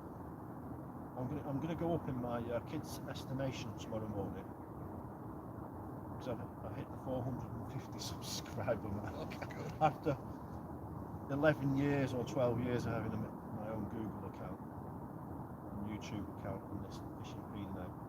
I've now hit the massive 450 number. So, Mr. Beast, watch out, and catching you, PewDiePie.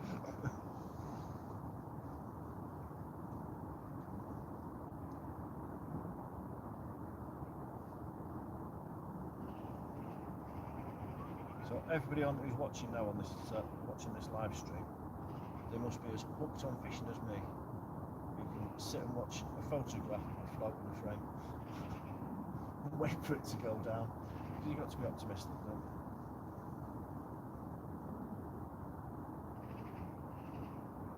Ah, you made your own rod in 1980. Ancient and foolish now, thank you. I still use a rod built in 1980. Well, in 1980, I was using one of those orange or British Leyland brown, hollow Shakespeare Alpha 13-foot float rods, and a Mitchell match. That's a bit of a blast from the past. Someone gave me a Shakespeare Alpha, because I've still got my Mitchell match. Someone gave me a Shakespeare Alpha a couple of years ago, and I went on one of the local lakes and actually used that combo of Waggler, Mag and Wag, Shakespeare Alpha, Mitchell 430A and Maxima line. It was like a blast from the past. I didn't have any mustad hooks though, but I actually caught loads and loads of fish. It was quite enjoyable, because obviously the speed retrieve of the Mitchell match is really it's really good fun. You just have to be careful to remember not to use double maggots, because double maggots, and you hook the maggots wrong, it spins them round, and you end up with those line twists. Yeah, last from the past 40 years ago. And if you actually think about fishing tackle now, fishing tackle that we use now, so that this rod that I'm using now, Shakespeare Agility 7-foot drop shot rod, and I bought it in a sale just before Christmas from the Glasgow Angling Centre, and it cost me 15 quid. Now, as a kid in the late 70s, I can remember saving up 15 quid to buy my Shakespeare Alpha, because that's what it cost. And the quality of a fishing rod these days at 15 quid is incomparable, because this Shakespeare Agility rod that I use, which generally it's like rubbish today, isn't it? It's considered to be a rotten cheap old rod, but it would have been the bee's knees, wouldn't it? It would have been high tech, the Shakespeare Agility rod, if you transported it back in time to 1980. So this is actually the third Shakespeare Agility rod that I've owned at 7-foot drop shot. The first one Phil snapped for me because he dropped a pike on it. Yeah, how do you do that? How do you drop a pike on a rod and snap it? Well, that's the way that we roll. And then the second one, I've still got in my car, but it's now 8 inches shorter than the original, because we shut the car boot on the rod tip, and that was the end of that. Thank you very much. So this is Shakespeare Agility rod version 3. But I do like them because you can give them a bit of stick and abuse, and they'll also land really good. I've had fish to 20 pounds on my Shakespeare. They bend all the way to the cork. They do the job. So Carol says, I recommend the Shakespeare Ugly Stick. Yeah, I use one for trout and perch. Well, Carol, I'll just let you know that when I was a teenager, I was hit with the ugly stick, and it lasted till I was in my 30s probably. It was returned in my 50s, if you ask my wife. Shakespeare Ugly Stick, sea rod. Yeah. Yeah, they do make a sea rod, the ugly stick. In fact, I think I've got a £20 boat class. Boat rod. Yeah, ugly stick boat rod that I use when I'm in my rubber dinghy off Blackpool. You're a classic. I know, yeah. A classic. Like me. Yeah, Phil's a classic. He's actually looking for a classic to have a date with. So.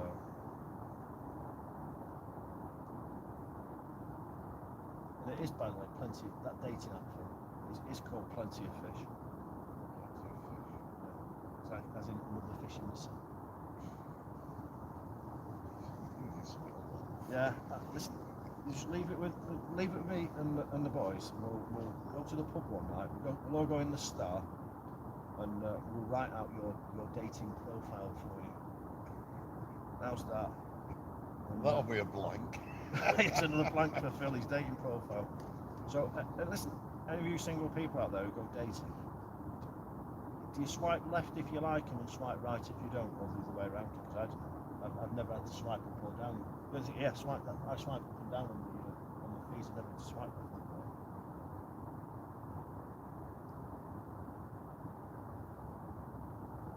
right. 12-foot fibre tube match blank with the latest Fuji rings, or the latest there. And I'm annoyed that you've had to revarnish it. Well, Derek, we've got a couple of friends who actually enjoy doing a bit of rod building. If you ever go into Angling Direct in Warrington and ask to speak to Andy, one of the lads who works in Angling Direct's called Andy, and he's a fantastic rod builder. So every time I damage a rod or rip an eye off or whatever, and he's my go-to man. And he always does a lovely job. So. Carol says he's got to go. Good luck. Stick a dead bait out next time.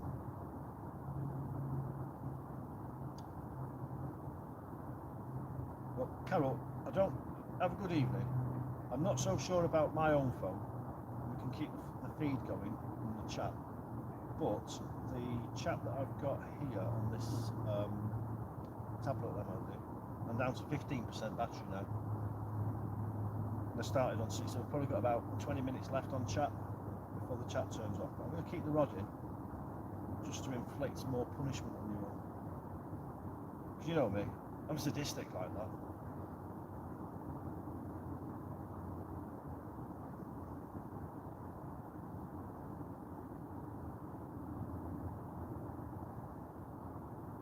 So Derek, are you a bit of an all-round fisherman like us who will try your hand at anything, or do you have a favourite fish and a speciality?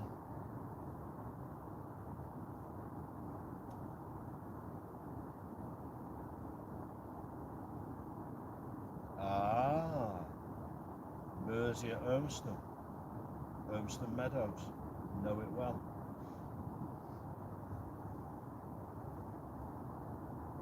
Used to catch grayling at Urmston Meadows, and all of a sudden they disappeared. I don't know if they've returned there yet. It's taken about 18 months. I've not had a grayling down that end.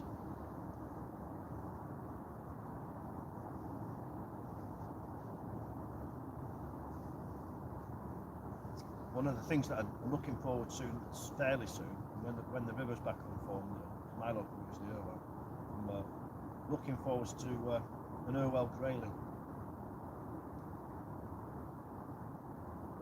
Because the Irwell's, the population, the grayling population in the River Irwell is beginning to take off now.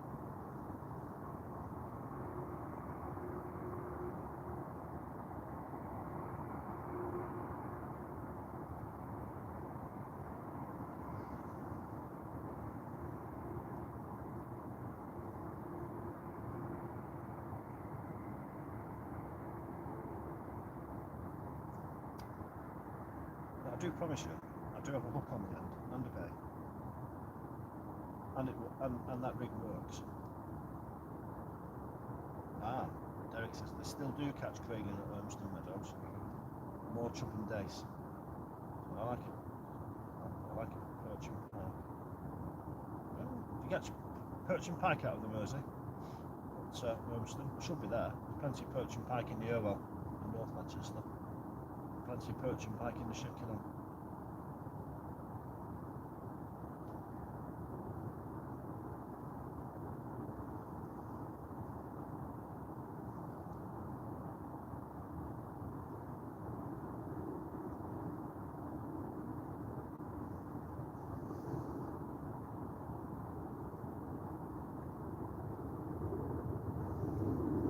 I've actually seen some very nice pike come out of local waters recently on Facebook. So I know there's one nice fish came out of the Keys, and another one from the lake that we daren't mention its name, but we'll call it the Big Pit.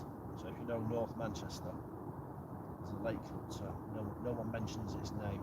It's the quality of the fish in there. So some people call it the Park Lake.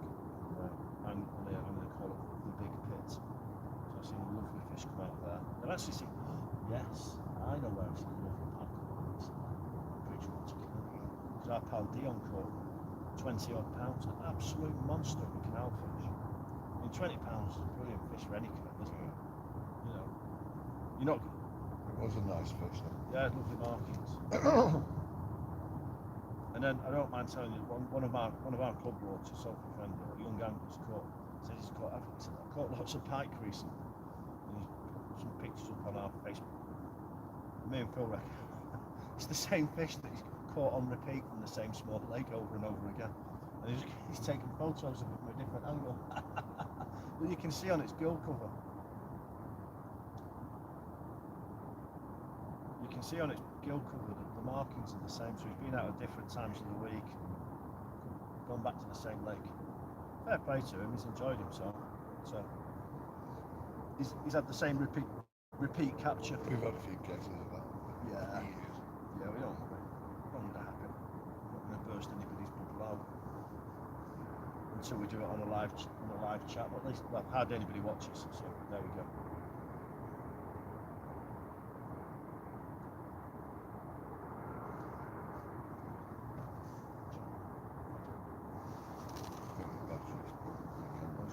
Phone battery. Well, you're not doing too well with batteries, Phil.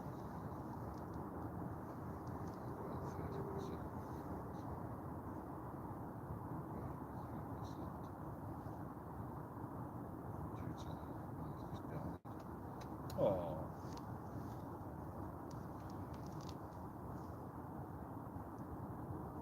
What's it? Movement. Rotate movement now. There's a light. Oh yeah, there is a light. Yeah. Maybe someone fishing or somebody on a bike. We're in a public park here. So do get the people walking past. Like the anglers. You never know. Got a lot of lads come around carp fishing on this lake. Could be, who knows. Derek at Classic Rock Radio, did you work at the radio studios at Salford Keys when you were there? Was that your place of work? Is that fucking Yeah, someone's shining a big bright light on us. Well, I know, they're in the new peg, aren't they? They've made a new peg for them. Yeah, we used to go fishing quite regularly, Derek, outside the outside the Smooth FM and Classic Rock studio at Salford Keys. That had some really good fish there.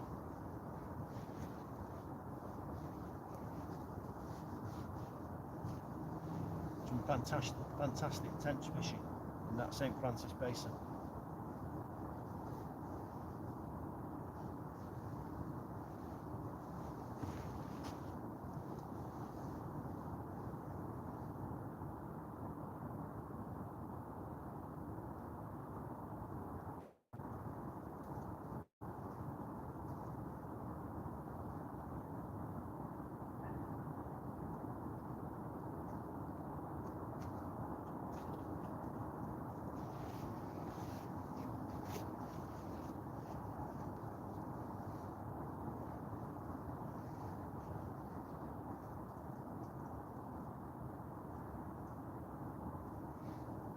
Oh, this is a bit cryptic, Derek, here. So you might have heard me winding up a certain Mr. Berry regularly. Ooh. I'm a bit thick, I don't get that one.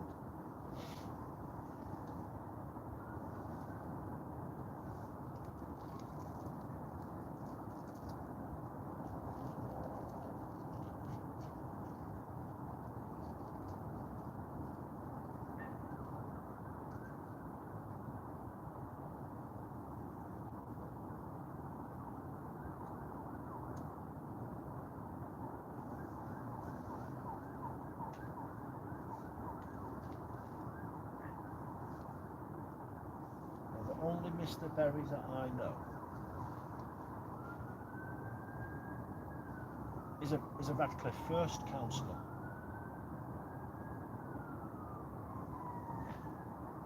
On Facebook. There's a Berry councillor called Mr. Berry. He's the only Berry that I know. Do you know a Mr. Berry, Phil? I know a Don Berry, I think he's called. He's in Little Britain Angles. Yeah, he's a councillor, isn't he? Is it Don Berry? Yeah.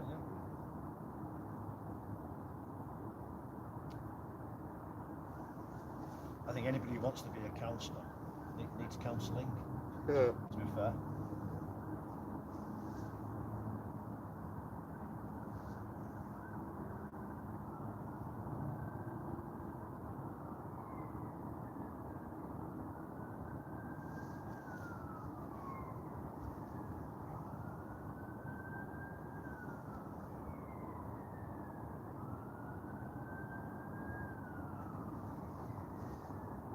Now, well, I think people, I've got a message out here. Battery.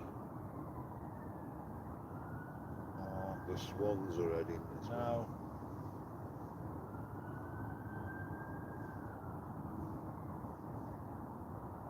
The swan's still around. Yeah, they're here. It's because of the lights. There's them around. We're keeping them up.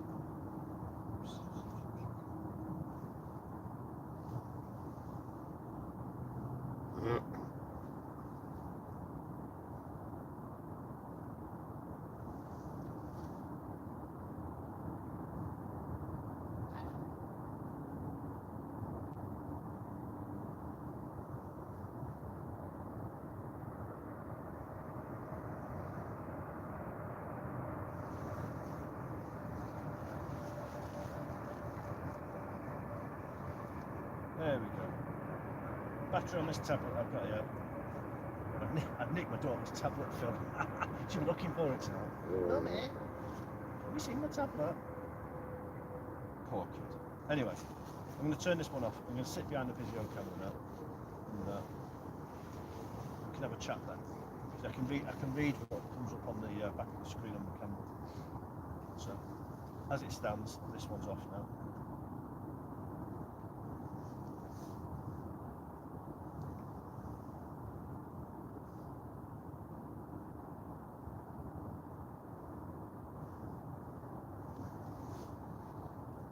So my mobile's died a death. Your mobile's gone as well. There's only my mobile working there. It's still filming.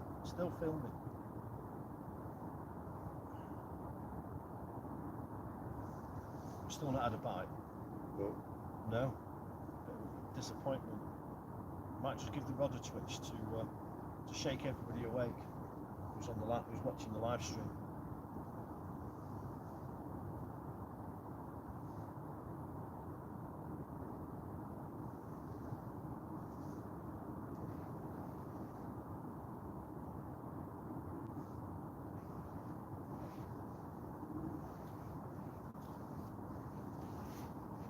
Right.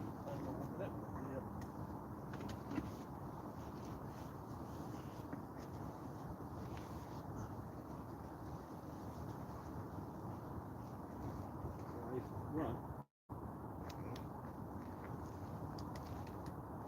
Okay, just keep around that box. Answer the call of names.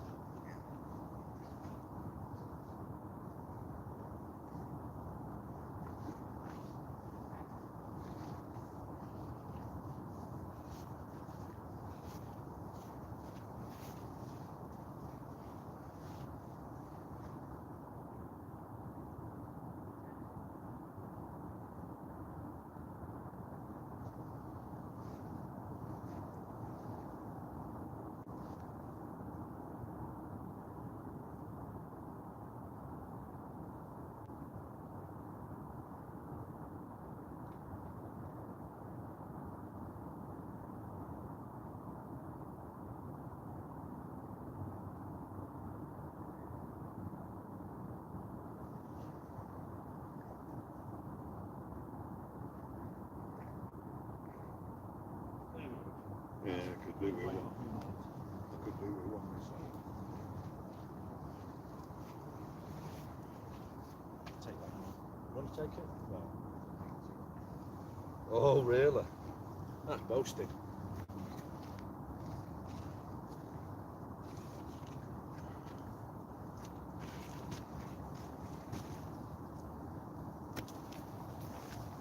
There we go. I'm a bit nearer the camera now. I can actually sit and watch my own rod for a bit. Can you see?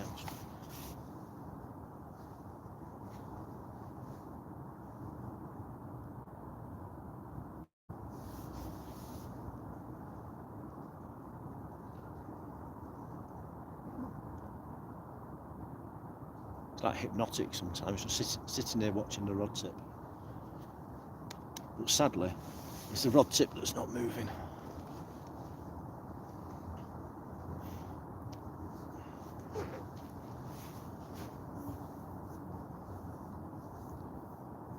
I should get just like a float.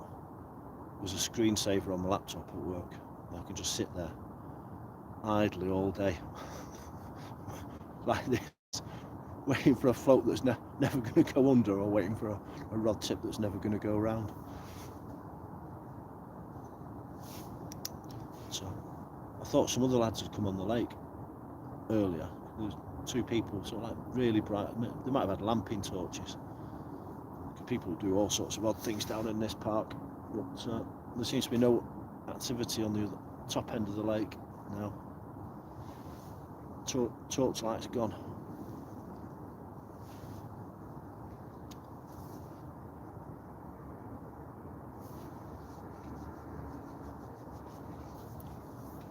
There we go.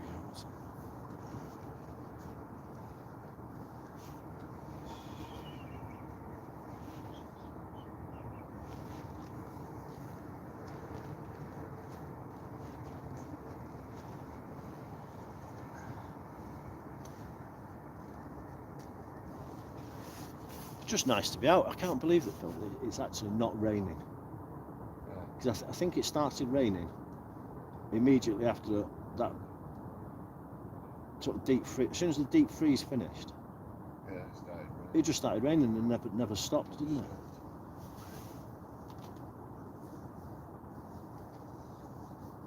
Well, hopefully the weather's going to pick up now. I don't mind if we have the odd cold snap, but it's just that relentless drenching that we get.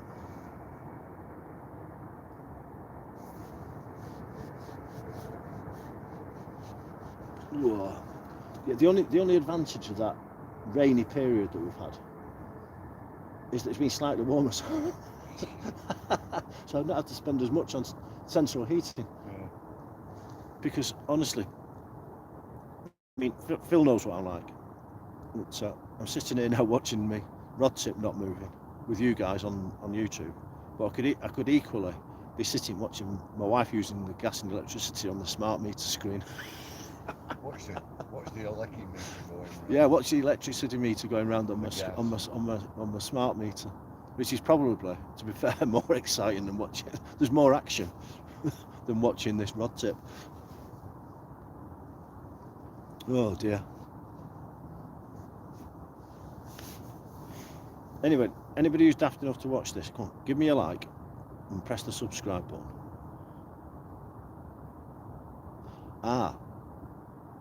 Derek, do you reckon it's worth it on Drinkwater Park with drop shotting kit? And the answer to that is no, because it's really, really weedy.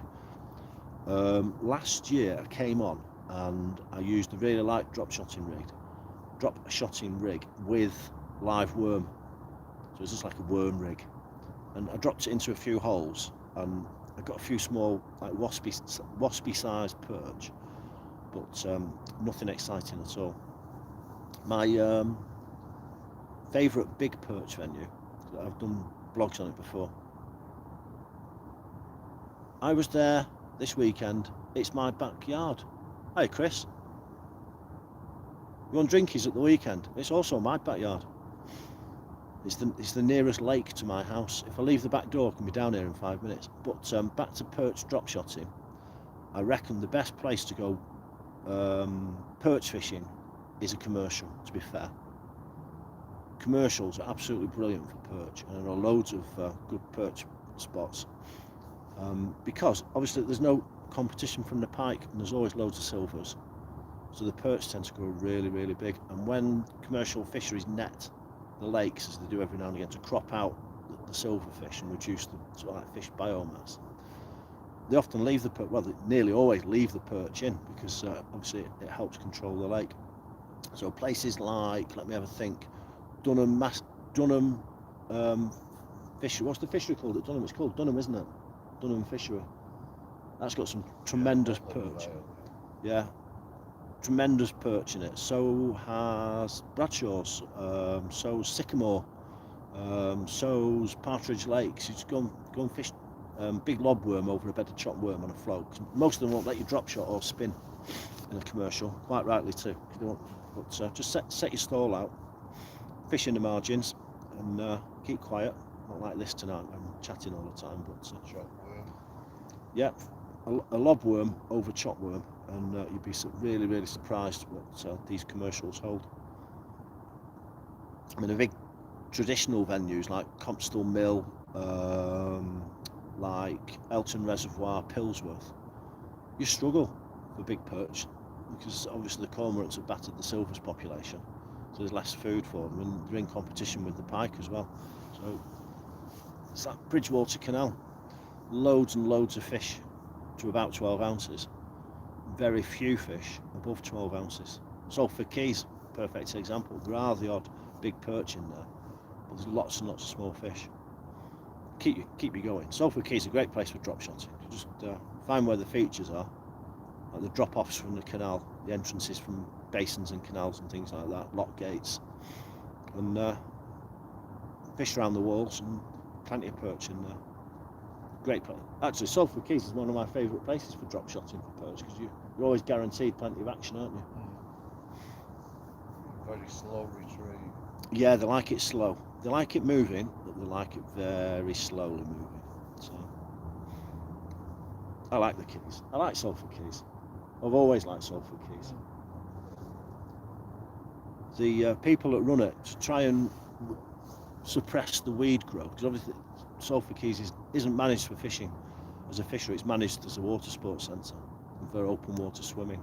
So they've put in blue diophyx to try and suppress the weed growth. And what that's done is, because you used to be able to see the bottom of that 20 odd feet of water, and you could sight fish everywhere, and it's that diaphyx has changed all of that now. It's changed the keys a little bit. Probably not for the better, to be honest. So as I say, it's not managed as a fishery, and we're definitely second-class citizens. Oh, hang on, Derek's Bridgewater or something. I missed that, Derek. Bridgewater is one of your go-tos. I love the Bridgewater Canal. Brilliant fishing. I was on there. I did a video recently of just before Christmas, fishing with Phil at Monton Lighthouse, and we caught some nice bream, didn't we? Yeah. It's in December, just before the big freeze.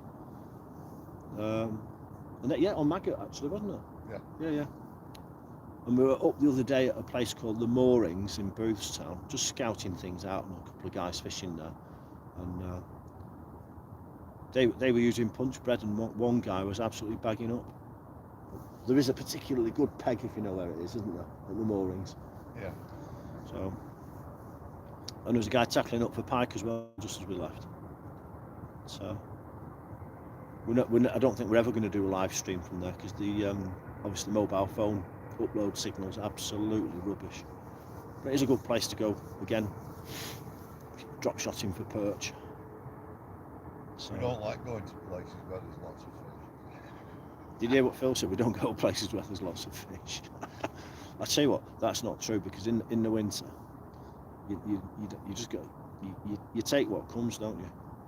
And if you're on public venues like this now, sort of like really highly stocked like a commie, you can have a struggle, which is why it's good every now and again. Look, I like commies, because in the winter you can go and get your mojo back and catch a few fish, which is what we might end up doing, Phil. Yeah. On this live stream, we might have a live stream from Bradshaw's or from Sycamore one night, or one afternoon, because we shot in the evenings. And just get the lobworm and the perch going, and see what we can do. We might do it one. We can have it as 1 o'clock on a Saturday afternoon. Mike and Phil's World of Sport. Yeah. So instead of giant haystacks and Big Daddy wrestling from Coventry, you can have Mike and Phil perching from Bolton. Yeah. I used to live next door, but once a giant haystacks. You know that? I told you that in the past, haven't I, Phil? Yeah. Guy I used to. He was lovely, really nice man. He used to be a bouncer at what was that bloody nightclub in Bredbury? Bredbury Hall. Yeah. That's where I had my first wedding reception for my first marriage. He used to be a bouncer there, and the mate of mine, he knocked him out. You're joking. Oh, we've got some visitors coming up behind us.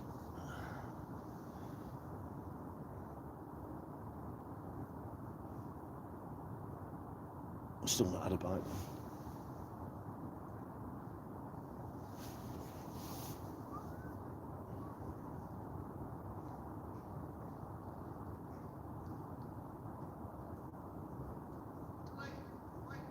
That dog walker.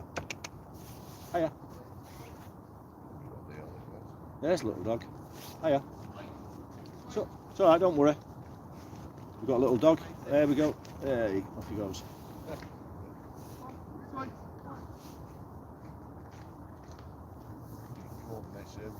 No, that was the most excitement we've had all evening. Visit from a little black dog. Who was that dog? Phil, who was it that the dog we nicknamed it Satan? Do you remember? It's like this tiny little chihuahua. Was that on the old river? Yeah, it was, wasn't it? No, it wasn't. It was here. It was that gay couple, that very camp gay couple, and they had the tiny little dog. Oh right, yeah. Do you remember? Yeah, it was, yeah. Oh, and it's like what do you call it? Not rhinestones. What do they call crystal collar? Yeah, sparkly crystal collar. This tiny little chihuahua, and he used to draw its teeth back like Rictus. Do you remember? Yeah. So like that. We used to call it Satan. And the two lads who owned the dog thought it was hilarious. I think you could have been. I tell you what, Phil, you could have been in there if you wanted to bat for both sides. Now you're single. You could see how the other half live, and you'd have been up for a threesome with them. Hey? No, it's not my. No, you're single. You got to try these things out. You know. You've only got one life, and life's for living, Phil. So. Does that put you on Grindr then instead of? We'll have to create a profile for you on Grindr rather than on Plenty of Fish. Just watch it as a log. Yeah. Me and Carol will sort you out a new dating profile. Yeah, if you're alright, I told you it's a log there. Those swans are still out. So I was just saying, if we've got a new set of viewers from when we started out this evening, Phil's newly single. So if you've got a granny, preferably a rich single one, Phil's in the market for a new woman.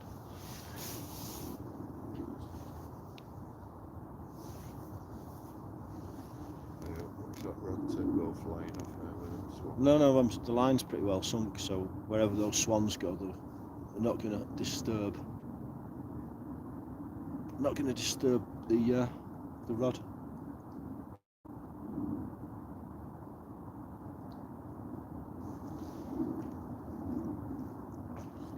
They're still feet. It's dark. They must have like night vision, these swans, because they're still.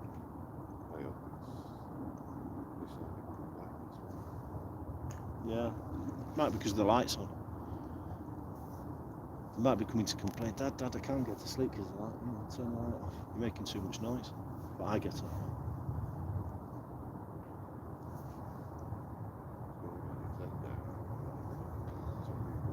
Look at that! I tell you one thing. It's an amazing thing, you know, YouTube. There's eight people out there. 7 now. It's going to go down again. There were 8 people out there watching this motionless rod tip, and you and me talking drivel to try and entertain them.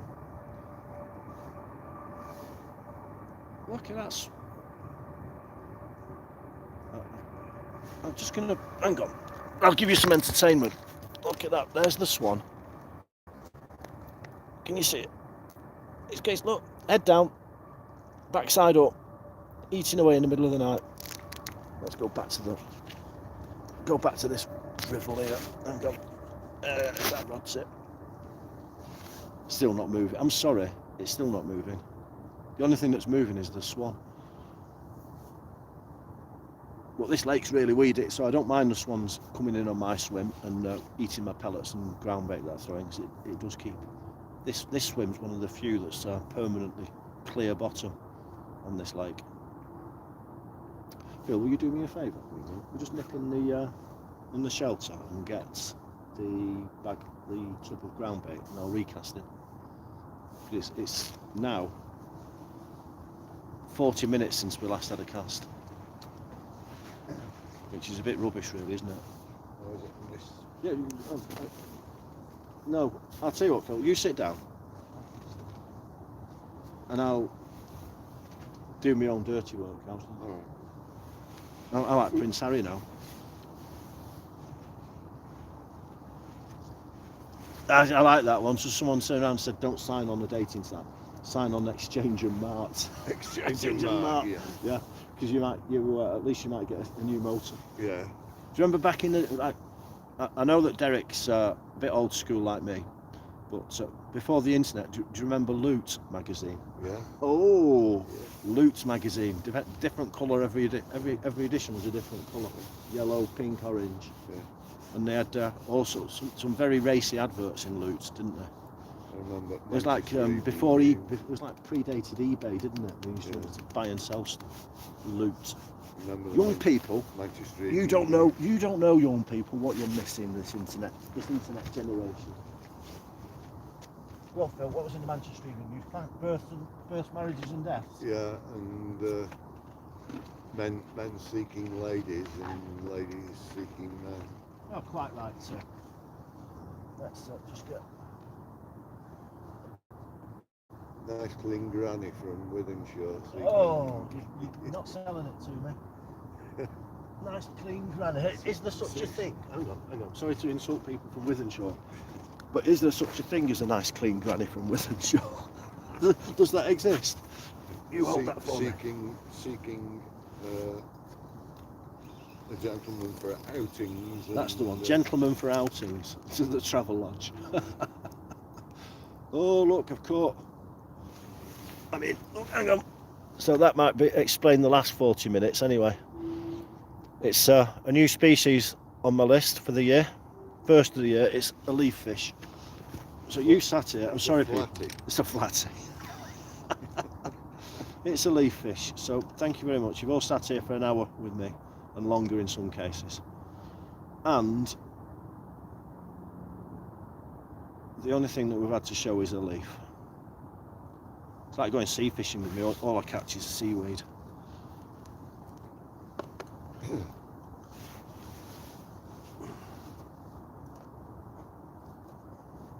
we go, just fill that feeder up nicely a little bit again.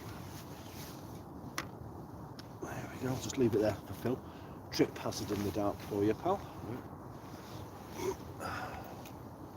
And you're going to hear a splodge again. It's not me, it's the feeder. There we go. I'll just tighten this up a little bit.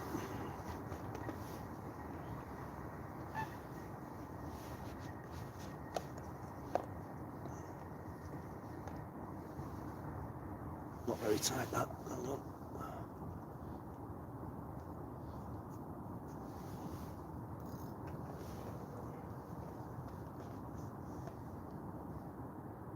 What's going on?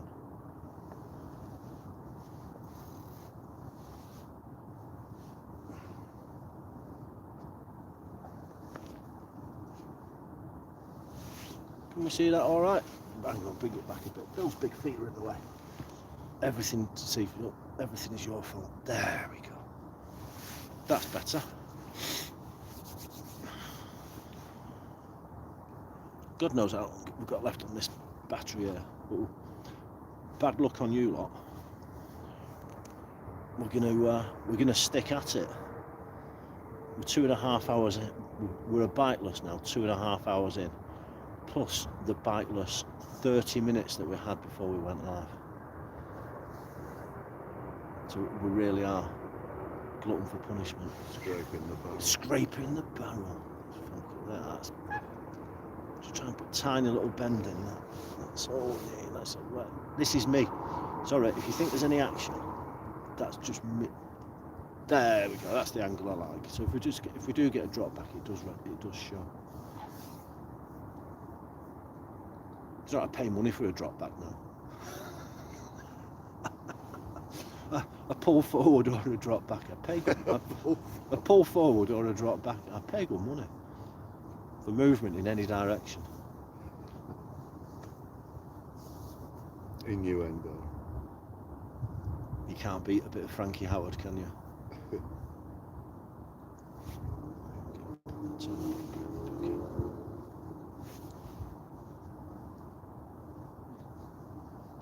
you look there, can you see the swans behind the rod tip?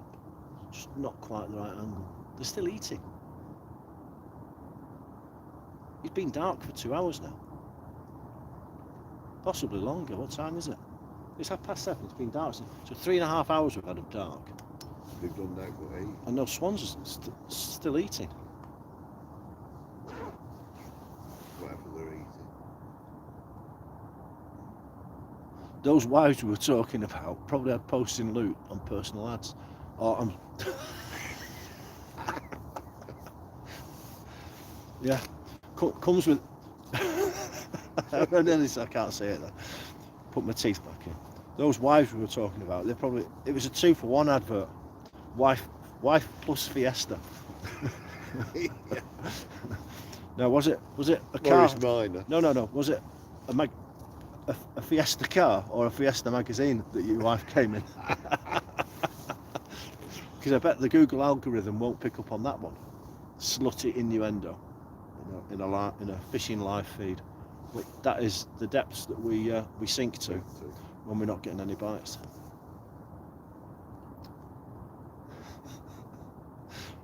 When this is, I'll tell you what. That's the one. So obviously Derek's from South Manchester, so he's going to be really well. Derek, we can already, even though we haven't met him, he's from Ermston, so Yeah. he's in Mancunian speak. Derek's likely to be really well spoken. Yeah. Southwest Manchester. Yeah. Honestly, stockbroker bound. However, me and Phil, as you can tell, we're proper Manx, North Manchester. Really hard, harsh, horrible Mancunian accents. We had an American. Sorry if there's anybody from America watching this. We had an American chap on the live feed on Sunday night, and he goes, "Gee, guys, love the accent." We're thinking, you what? We're like the English version of the Beverly Hillbillies with our accents. Said the not the Queens, they passed away. The royal family would entertain us with our accents. They'd invite us into the palace, but they'd lock up all the valuables before they let us in, wouldn't they? Yeah. So when I was a teenager, back to me being a teenager, I've got a lot of issues about me being a teenager. And one of them is I went to university in Bournemouth. So I went Land's End University, John O'Groats University, anywhere that was nowhere near Manchester. I went to Bournemouth, and with my Manchester accent in the early 1980s, when there was a proper recession going on from Maggie, Phil's mate Maggie Thatcher. It was quite funny because they weren't used to us Manx, and they thought we were just like dirty thieving northerners. And I used to say to my friends, who were all ex-public school boys, which was quite an interesting combination of friendships and people. I said, if we go in the store and you start talking to me loud, I'll answer you. I said, you wait and see how long it is before we start getting followed by a store detective in Bournemouth when you go. Yeah, young scruffy young lad with a Manchester accent wandering around the store. Oh, it was funny. Happy days. That was the best one, though, wasn't it, that we ever had crack on the match. What's that one? Venus Williams on Lindo. Oh, a maggot drowners match, yeah. There was a guy with a very loud fixation or obsession with Venus Williams. Look at the mouth on this carp, it reminds me of something to do with Venus. You can use your imagination. Look at the mouth on this carp, it reminds me of one of the orifices of Venus Williams. But it's all right saying it once night on air for like 2 or 3 minutes, but we had like 6 hours of it, didn't we? And then we had it in the bar afterwards with the post-match presentations. But, it's still going, Maggot Drowning Forum, isn't it? I've not been on there for ages. I forgot my thing. Yeah, I'm on there as Nelson66. Was my username. And yeah, it was good fun. I used to like that, maggot drowning. They used to go on fur and feather matches, and they used to also have War of the Roses matches. They used to fish for the Lancashire team against the Lindo and Bogman. Yeah, against the Yorkshire team, the White Rose of Yorkshire. Obviously Lancashire won every time. Matter of course. But we fished one match. You had a fur and feather once at a place called Pendle View Fishery, which is near Blackburn. And we went there, and there was 30 odd anglers, and no one was catching any fish, and no one could understand why. So it's actually it was at the time, or what we thought, quite a good fishery. And I was getting desperate, and literally no one was catching any fish, and it was like 4 hours in, and obviously I hate blanking, and I'm a good fisherman, and sometimes in the real world, or in my own head I am, and I thought nobody in my section has caught a fish, and there's money and prizes involved, so I scaled down to a size 24 hook and half a pinky, and I caught a fish fry. So the match was in December, so it would have been that year's fish fry, and I caught 2 of them, and I put them in the palm of my hand, and I won 50 quid. with two fish that if you laid them together end on end wouldn't Make a drum. wouldn't have made an inch in length. So after the match, we were all scratching our heads. One guy won with 2 perch. I think he won about 100 odd quid. We were scratching our heads, and fishery owner sort of like came round to lock up and said, you know, none of us have caught any fish. 30 odd anglers, the cream of the north of England, well, the cream of Lancashire, because obviously we were good fishermen and the Yorkshire lot were rubbish. But some people travelled from the Midlands, you know, a really long way. And I said to him, you know, why? Why has no one caught? And he said, well, I'm selling the fishery. We had it netted yesterday. What? You're selling the fishery? You netted it yesterday, but then took, like, however much was tenner a head, 300 odd quid off us lot to have a match on there on a lake with no fish in it. Well, I went. So I went. I reckon someone's netted this yesterday, and we're fishing here tonight on a lake with no fishing because that rod tip still has not. Listen, I pull it with my hand just to give myself some excitement. There you go. There we go. I've not had that, and that all night long. Not even a liner. That'd be a rat round. Yeah, that is true actually, Phil. In tonight's.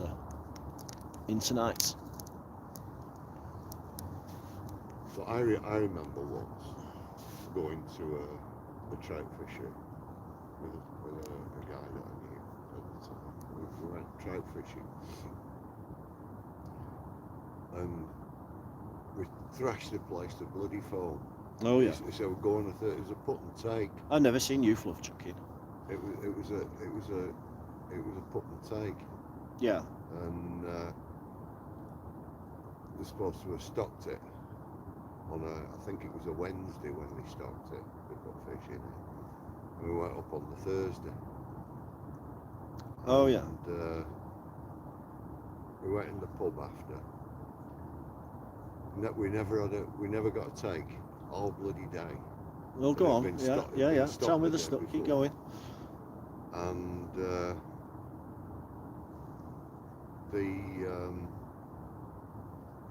why, you know?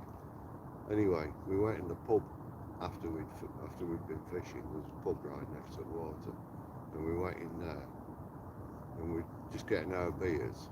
And the guy said to me, he said, you should have been here yesterday. He said they were selling them out pub car park. He said when they stock it, yeah, all the fish hang about where they do the stocking. They all hang about in so everyone caught them they've all. been swimming round in a bloody tank. Yeah. And he said he said they clean it out. He said they cleaned it out yesterday. Yeah, the anglers came. They were selling like 5 bloody trout for a couple of quid. You know.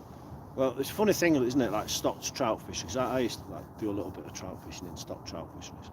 And if it's a put and take, then what you say, the fish are just stupid and it's dead easy to catch, and it's all down to how long is it since they restocked it. Yeah. Well, because the fish just get thin. Yeah, because the fish get cleaned out by the anglers.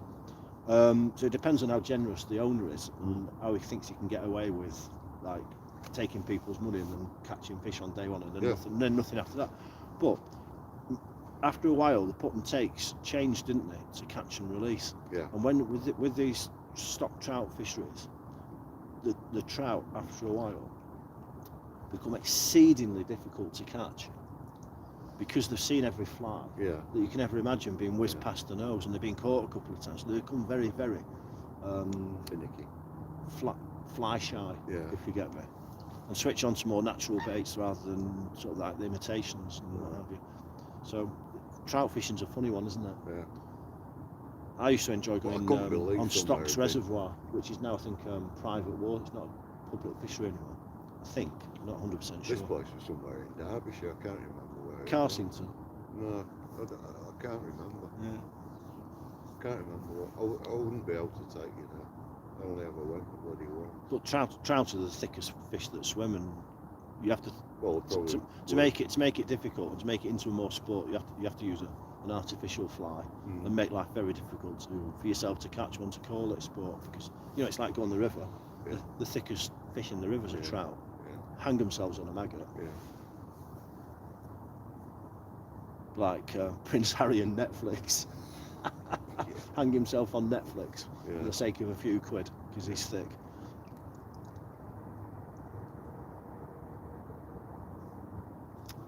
can't believe there's still six people watching. So you must be mad. Now if you are still You're very watching, hardcore. you're very hardcore. Give me a thumbs up. And you're obviously if you're clinically insane to watch this. So as soon as you're clinically insane, please press the subscribe button and get more punishment on a regular basis in the future. Thank you very much. I knew every time I say that, the number of people watching drops by a half. Yeah, I just reminded you all out there that you're clinically insane for watching my rod tip not move. Let's move this light up a bit. There we go. Look, I just want to see what's going on. That's it. My cheapy old tripod. But you think this is the thing with fishing. You never know. And on here, because there's some good fish in this lake. Just a little bit of patience. Sometimes it's all that's needed. In a minute, it might just go tap tap and whack right round. Because there are some really good fish in this lake. You know, for a public park lake. Yeah. See, I was right. Recommend people to like and subscribe. I got no more thumbs ups, and I just got half the people who are watching just said, I'm not sitting here to be insulted by this crude Mancunian and watch his rubbish video where he doesn't even get any bites. Oh dear. Who won? Well, no, the five out there, there's a population of 80 million people in the UK, and the five who are currently watching have probably got a wife like mine who refuses to let them watch TV and has got control of the Netflix. And that 4 now. We've got control of the Zappa and Netflix, and they're watching Grey's Anatomy. Oh, it's better than I am. Grey's Anatomy, season 16, episode 20, and there's another 20 episodes to go, and another 10 seasons of it. I must have watched Rubbish. Miami Vice more times. Miami Vice. Wow. Don Johnson.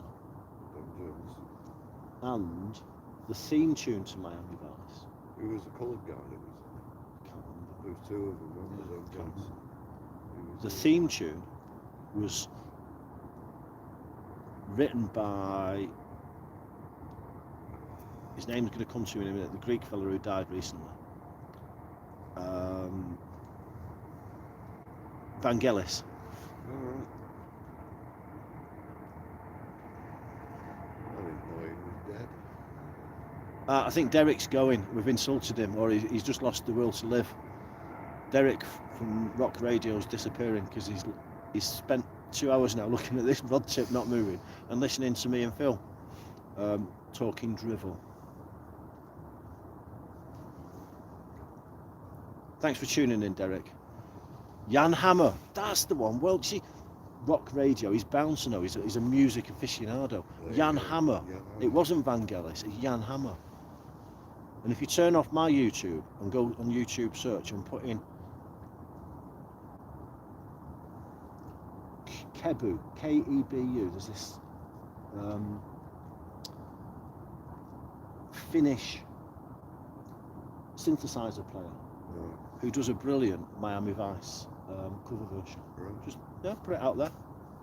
My eclectic YouTube watching stuff. A lot of good musicians in Finland. Name one. Go on, name one. One Finnish musician. Finland musician. Finland musician. Yeah, because I can't. I can't name one musician from Finland. I can name you a load of rally drivers and possibly a few porn models, but I can't tell you any musicians. Any musicians? Yeah, come on, in the group chat there, in the group chat, come on, who knows a Finnish musician? And you can't say Björk because she's from Iceland. No. Different gang altogether. Come on, in the group chat, musicians from Finland. I know a really good one. No, you don't. I do. No, you don't. I know goalkeepers from Finland. Jussi Jääskeläinen. Derek's back still. I've got a friend on Facebook. Thomas Hoppalainen. You just made that up.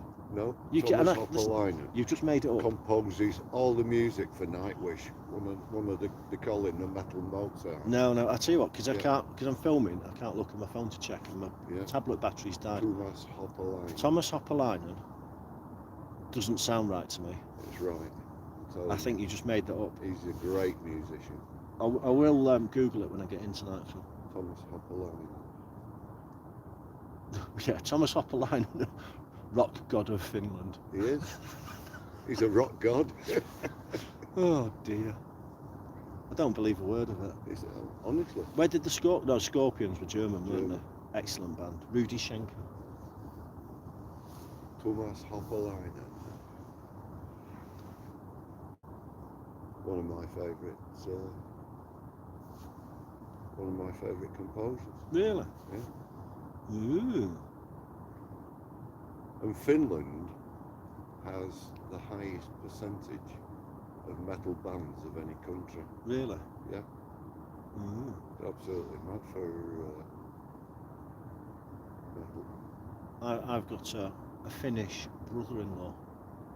So You'll know my youngest sister's husband is a Finn. You'll know Thomas Hopperline. He won't. He's into electro dance and house music.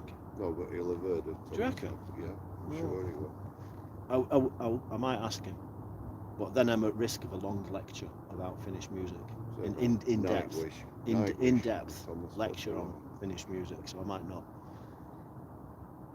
not mean about it. I do actually quite like him, but he can get intense in a Scandinavian sort of way. But yeah, they're very well respected. That rod tip's still not moved. It's depressing, isn't it? And, do you know what? There's not a breath of wind, is there? Phil? No, It's glassy calm. no, it's just dropped on. It's like, Yeah. it's There's a like, bit of cloud cover, so we're not going to get too cold. it's like the grave and Don't know. Never visited my grave yet. yeah. No, I've not had any premonitions. I'll save that for later. Well, you're older than me, so you can. You've got a more vivid imagination. If I see my grave, then I'm unlucky at the moment. Statistically unlucky. Well, I've got a sneaking suspicion that a few people who've tuned into this live feed tonight have felt as though they were staring into a grave. Because it ain't the most thrilling, is it? But we are beginners and we're learning. So yeah, it's very nice that you. Oh, hang on, Elmo Kleinanen, and he's got a YouTube page. Mental good guitarist. Ah, Derek, I thought you were going. You're hanging on. Glutton for punishment. Ask Derek if he's heard of Thomas Hopperline Derek, and Nightwish. Derek, do us a favour. Phil's making it up. Just do a quick Google search for Thomas Hopperleinen, and he says that he writes all the songs for a band called Nightwish. Now, first of all, I've never heard of Nightwish, but then I'm a bit of a music philistine. But I do think he's pulling my leg, and he's just made like a Finnish-sounding name up to impress me. To impress me. I kid you not.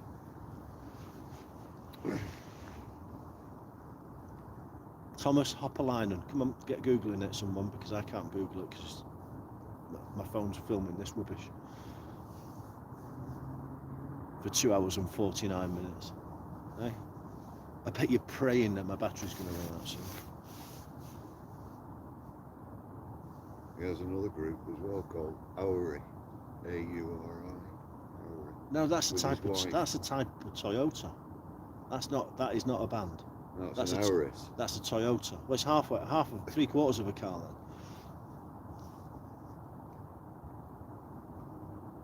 then. The Finnish in general are very, like the Irish, they're very quick and clever, intelligent people. Yeah. Ah, yes, I know Thomas. Not sure about his surname. And you saw them at the Apollo. Yeah. Ah. Yeah. All right, I'll take I it saw back. him in Birmingham about Take it 5 back. weeks ago.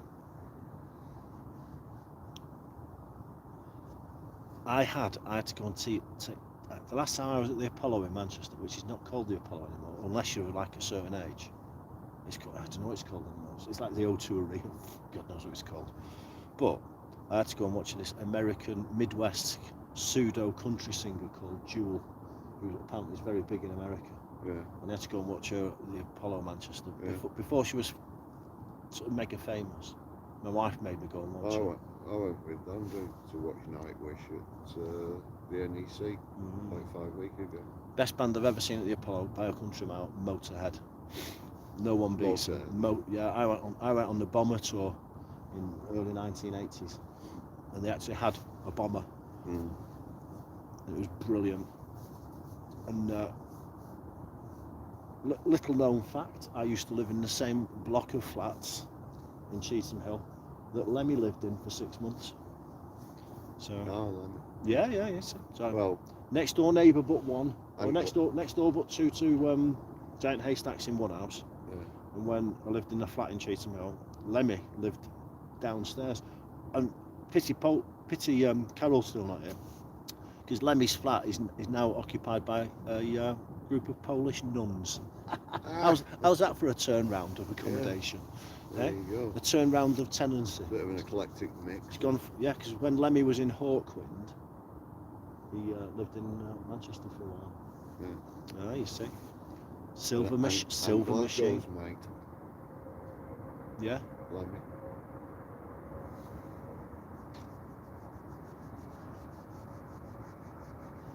Rock God. Thomas Hoppelainen, I spelled his name wrong. I don't think he watches many fishing videos, so I don't think he'll notice. No. Yeah, fair enough. Don't think many people are watching this one, but there we go.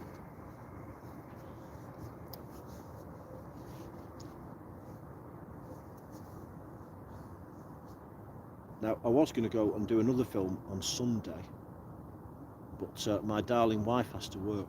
So we might actually, I'll tell you what, we will do a video. We'll come back again and give you all more punishment on Sunday evening. We'll go sea fishing somewhere. Don't know what the tides are. We'll work it out wherever we go, whether it's going to be Cleveley's in Blackpool, on the Fylde, or somewhere on the Mersey. But we'll work out a good, like, low water or high water venue. And on Sunday evening, we're going to go fishing again. Because this video now is nearly It's going past its sell-by it's getting date. past its sell-by date, and there's only 2 people watching. 4 people now. It's gone up, which is a miracle. So there's now 4 people who are gluttons for punishment, who are watching my stationary, still static rod tip, which hasn't had a twitch all evening. And toes are getting cold. I've not had my tea yet, and I know I've got a roast dinner waiting at home, which my wife made. Ready to be microwaved back into life by Mine's me. a chippy. And Phil, because he's now a singleton again, Phil's tea hasn't been made yet.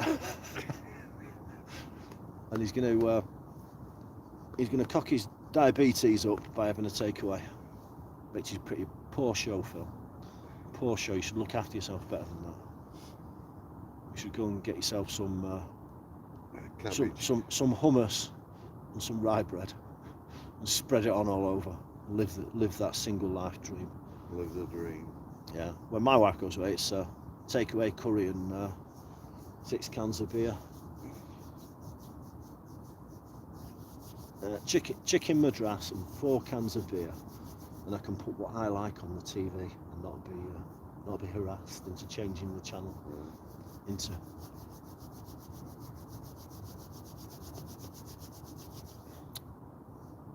Right, we're on the 5-minute final countdown now. So talking of rock bands, we're on name the band, the final countdown. Who sang that? I know. Go on, you must know. I know as Rock well. anthem, isn't it? I know. If I listen to Virgin Anthems or Rock FM, that's the one. One of the most murdered songs in karaoke ever. Hey, stop listening. I hate karaoke. People that can't sing murdering good music. You just put the jukebox on instead and get the original. Actually listen to it being sung and performed well and intelligibly with somebody who actually knows the words, rather than someone 10 pints final countdown. Ooh. In the same way that you listening to a fishing video, having to listen to me talking over it and not getting bites puts you off, possibly. YouTube live videos, me going in a pub and finding out there's karaoke on puts me off the pub. Karaoke night. Because I tend not to even get as far as the bar to buy a drink when I find out there's karaoke on. I'll just turn around and walk out. I'd rather do with. I'm not that much of an alcoholic that I'll actually just turn around and say, "No, you're all right, thanks," and go. Absolutely hate karaoke. Open the door. Oh yeah, karaoke. Right. No, there must be another pub within a 100-mile radius that I can go to because I ain't staying in this one. So there we go. Come on. No bites, no twitches, no liners, no pulls, no dropbacks, no interest. But the good thing is, there's no wind, there's no rain. I'm outside with my pal, chilling out. I'm not watching. The Good Doctor is what my good lady wife is watching at the moment on Netflix. Series and episodes and episodes of The Good Doctor. It was about an autistic doctor. You've seen it, haven't you? You've endured it. You've endured it, yeah. I've endured it. This is what we do when we're in love with our wives or partners. We endure, don't we? Silently, gritted teeth, and watch people on YouTube not getting a bite. It's what you lot are doing out there in YouTube land. Like and subscribe. But I think Sunday night, Phil, we'll have a little bit of live sea fishing. And we'll either go to Merseyside, If we can get a signal. North Wales. Well, we can get a signal, all right. We'll go to North Wales. We could go to the beach at Llandudno. We could go to Pensarn, Ross-on-Sea. We could go to Perch Rock if it's low tide. Birkenhead Town Hall steps. Otters Pool. Or if we really want to go for a whiting festival, we could go up to Cleveley's and Rossall, up near Blackpool, near Fleetwood. It's, At least you know you'll catch them. we will, yeah. And I've got 2 big 14-foot surf rods, and a 5-ounce lead, and absolutely launch it out onto the horizon. And what we can do is we can attach the camera that you're watching, the video camera, and attach the light on the tripod, and it shoots right up. It's quite interesting, actually. So at least the rod tips move with the waves. You know that hidden away on the smart telly is an on-demand channel where people can catch fish. Oi, that is true. You can go fishing on your TV.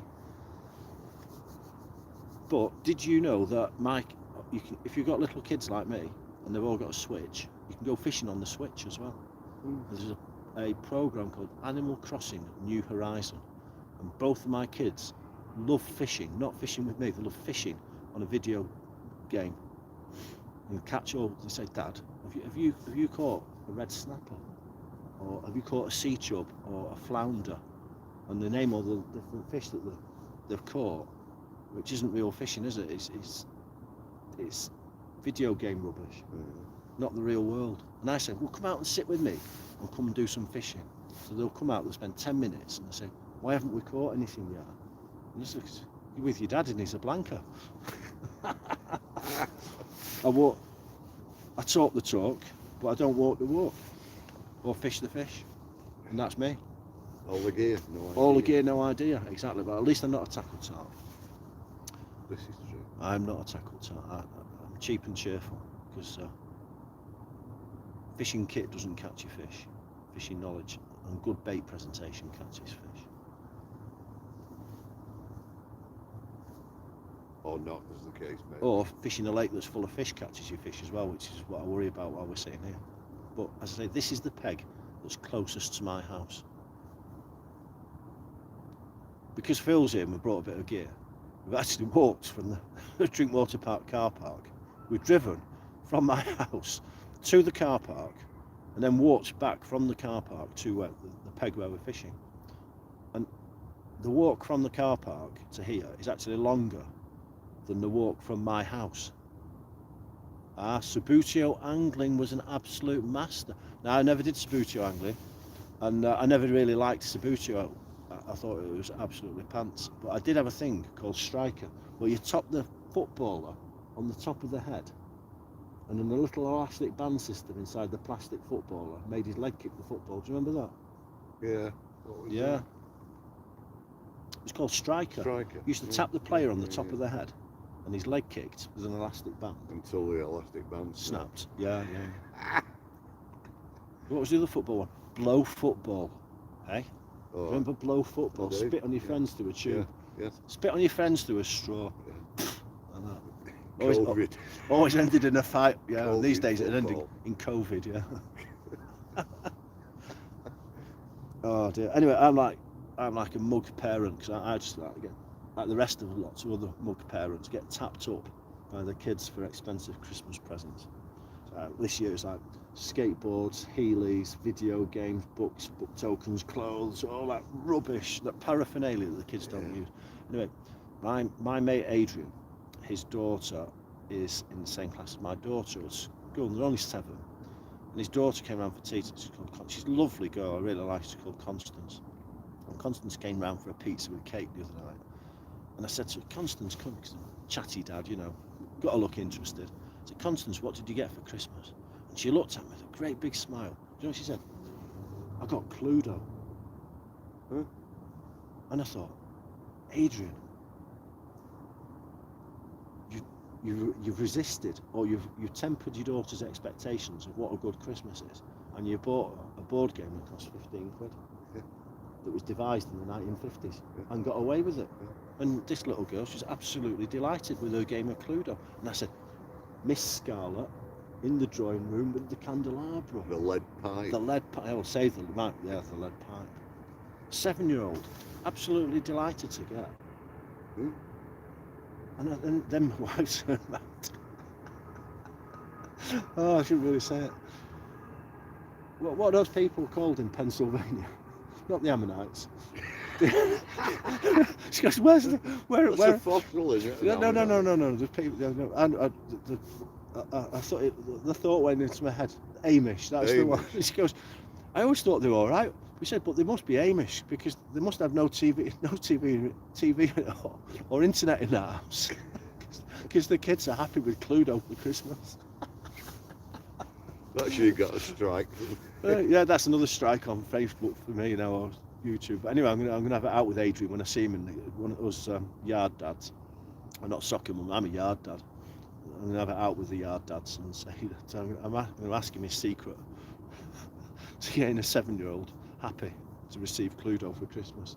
You must be really tight the rest of the I think it's expectation.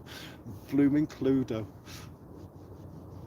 I mean, you think the kids would be playing Cluedo on an app now, but it's proper board game Cluedo with dice and actual figurines. Yeah. I mean, you can play Monopoly online now. None of that board game and rolling the dice. It's all done online. Like, there we go.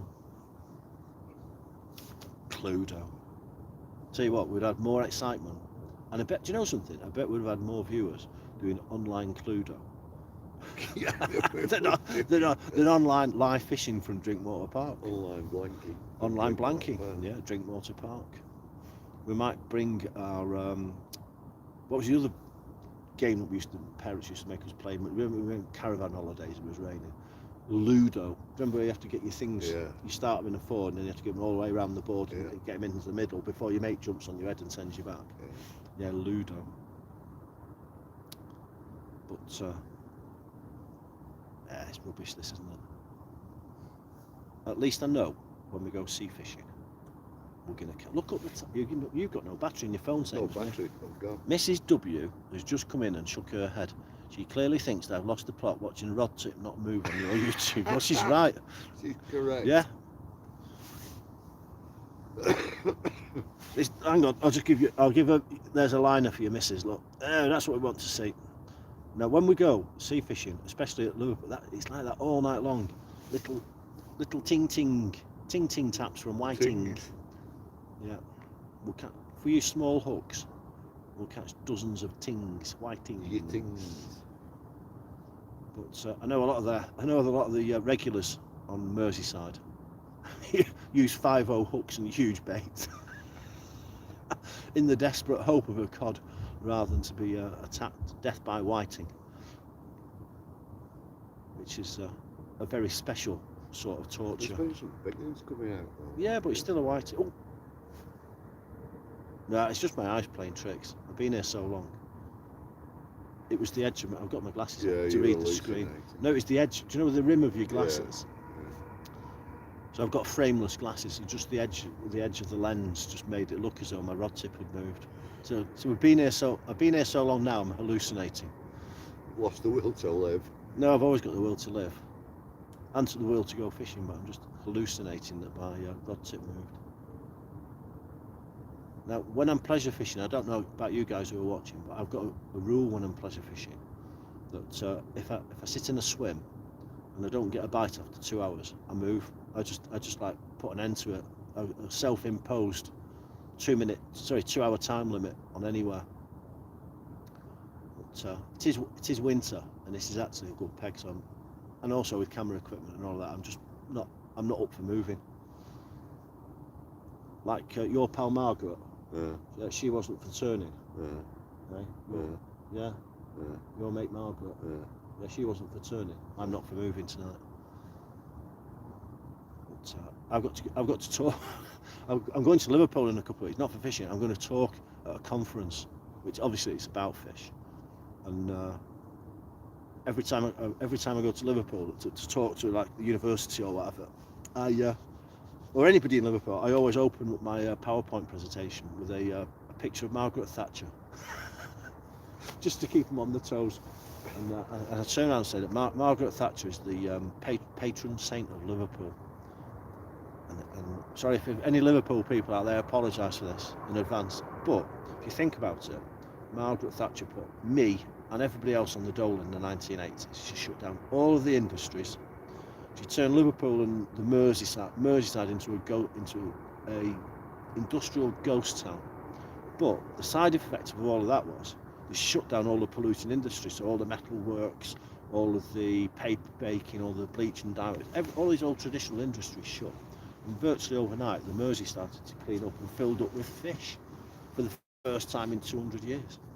So the river went from being virtually biologically dead in the early 1980s to being absolutely full of fish now, which is why we're all going cod fishing now.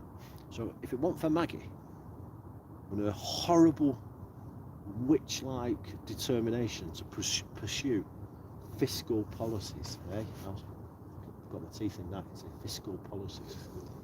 Yeah.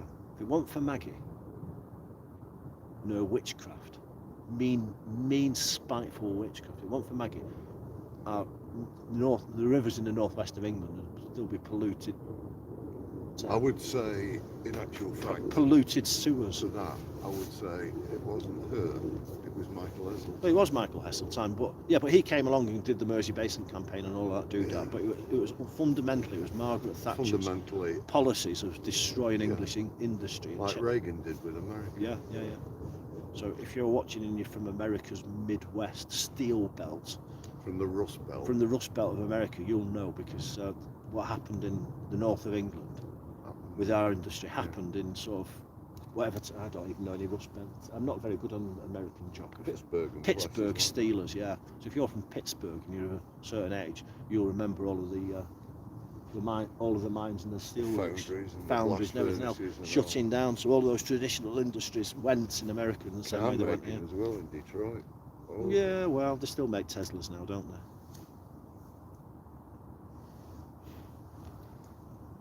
I don't know whether they make them in It's a bit of a laugh though, because they make loads of cars here, but it's like the standard of design was so bad, wasn't it, that they were replaced by Japanese design, or like they make BMW engines, don't they, in the Midlands somewhere. They make Jaguar Land Rover in Merseyside. It's a moot point, but it was actually Nissan in Swindon and everywhere else. Blames the unions, but a lot of it was the management and the design. Yeah, absolutely. Because the Japanese have been making better cars than we have. For ages, yeah. For ages before all this happened. What that Austin Princess I had?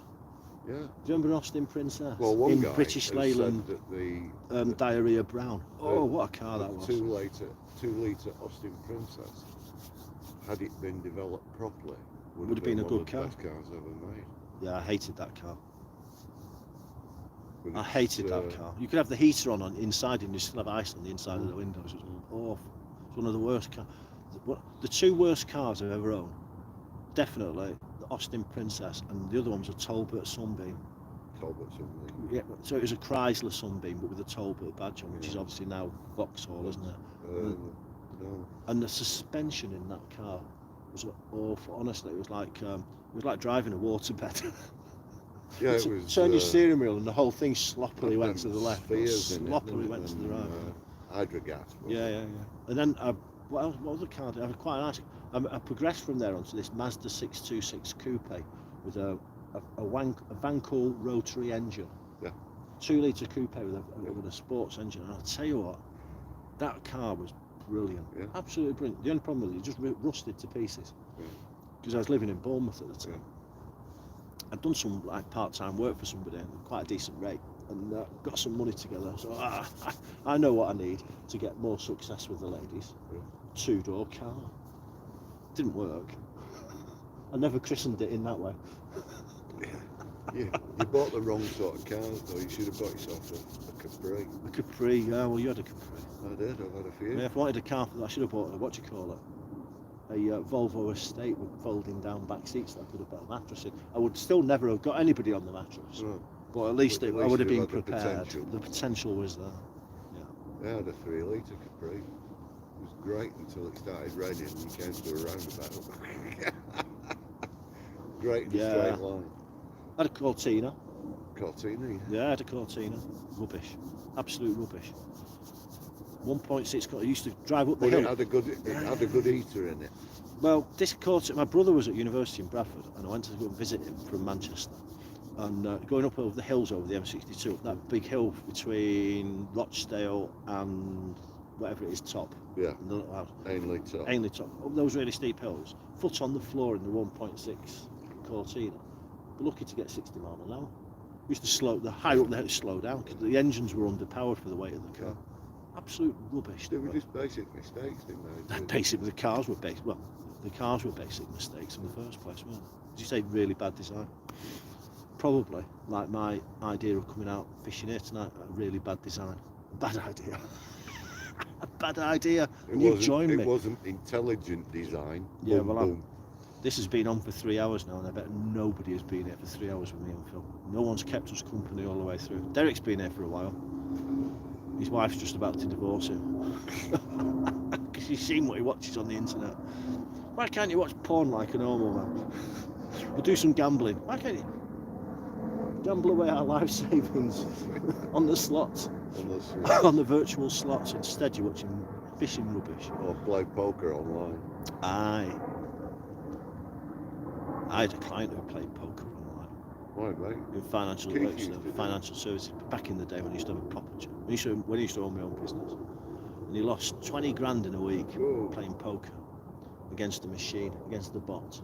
And he thought, because he won all his poker tournaments in local casinos and things like that. It's a tenner to enter, winner takes, that type of thing. And he told me he lost 20 grand in the first week. And I thought I'd win it back. He said, and then I thought I better call it a day when I was 80 grand down. At the end, 80 grand down at the end of week 2. And he came to me because he wanted, obviously, I was at my own financial services business. And to that point, he'd been quite a decent client, to be fair. I'd all gone pear-shaped. There's no such thing as a good client who's got no money. And I had to get in an emergency remortgage so he could pay his staff at Christmas, because he did this in December. He spunked all his money on online poker. Jeez. And he didn't have enough money to pay his staff the Christmas wages, because he had the hubris of thinking that he was good enough to beat the machine.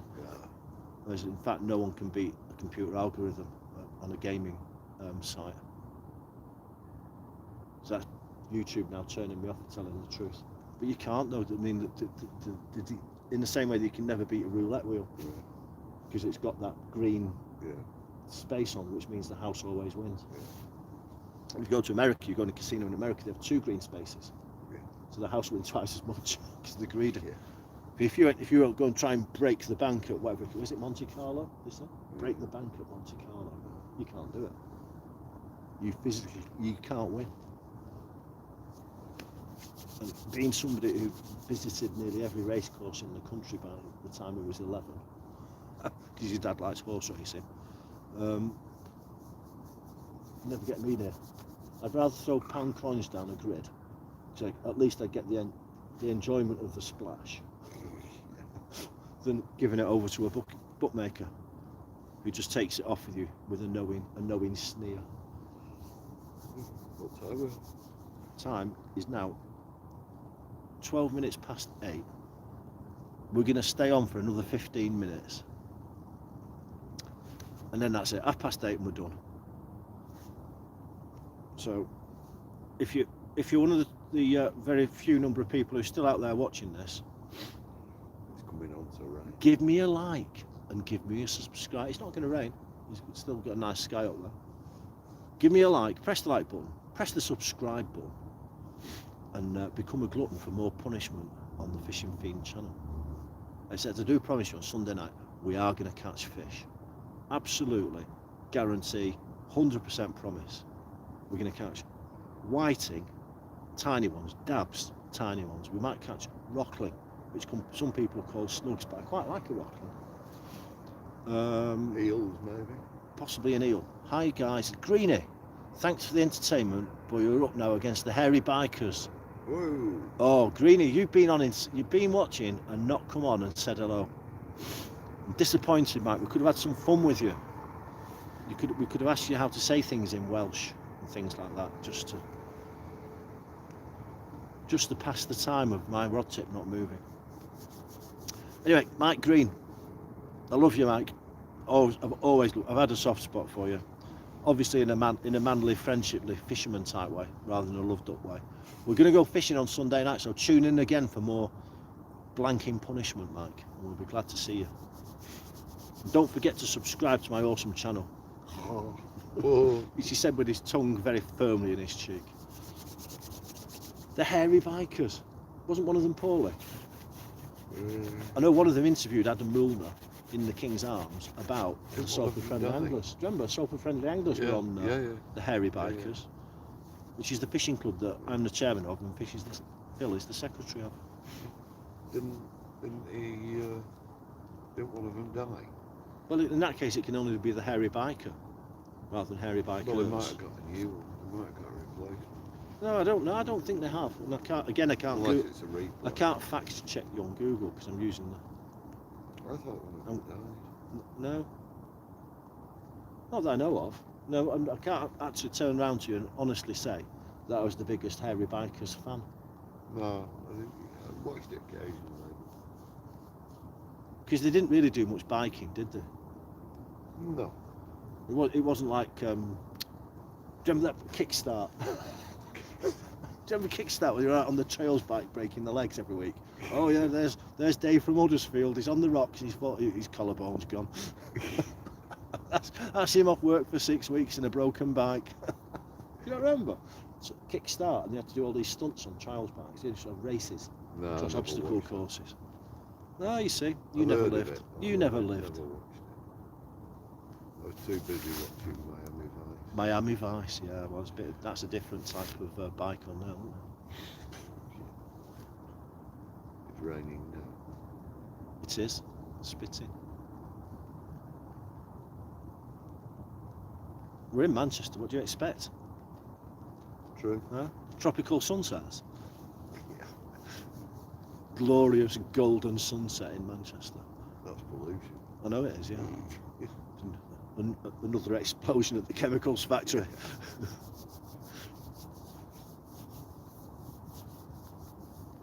Oh, this is desperate. No bites.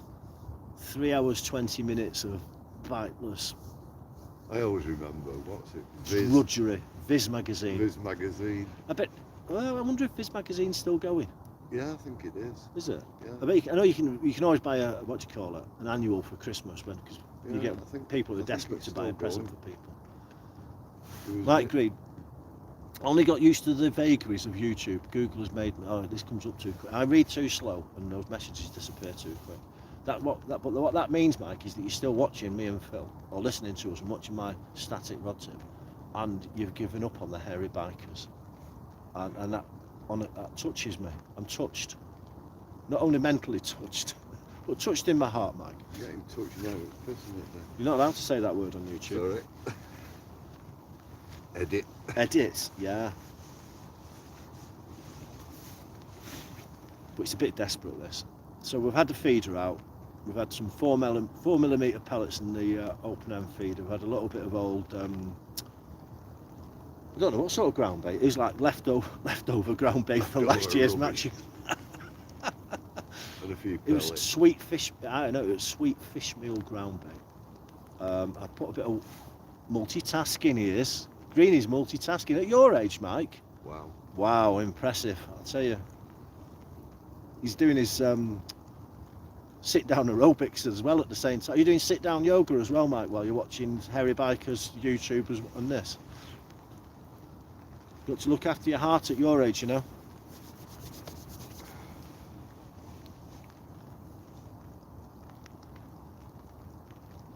Phil nearly got accosted on Monday. It was Monday, wasn't it? We went to Earlham. Yeah. It was. So we restocked a lake on Monday. So if you look on my YouTube channel, you can see us restocking one of our fishing lakes. If you go into my videos on YouTube, you'll see it there.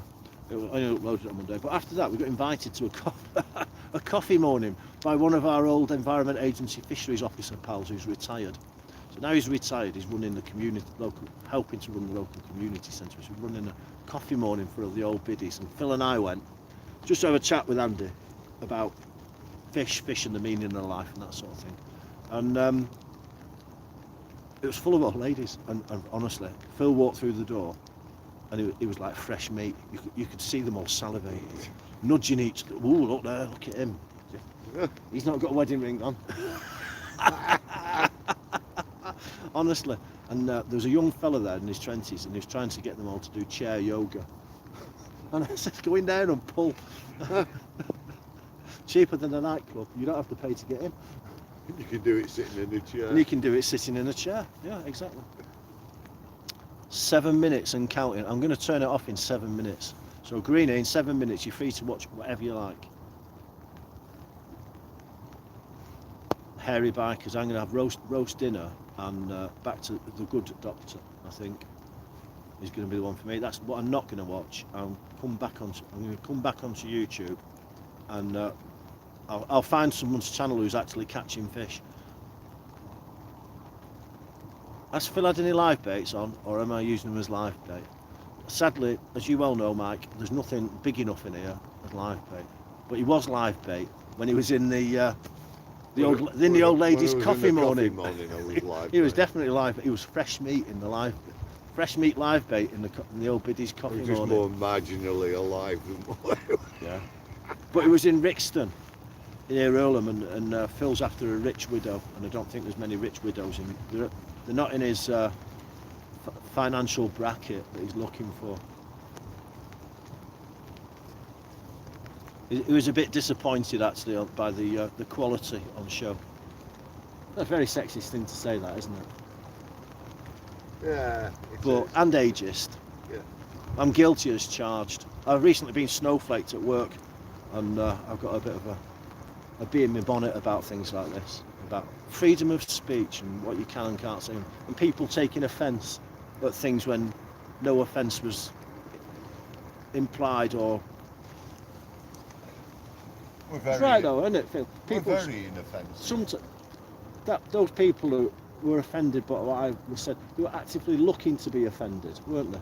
Yeah. Yeah, that's the best description. But they did upset me a lot by being offended. I was offended at their being offended by what I said that wasn't offensive, if you get me.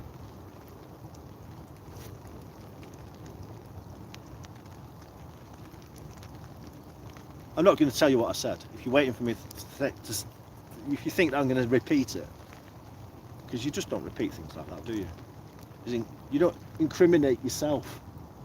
Is that the best description? Yeah. Yeah.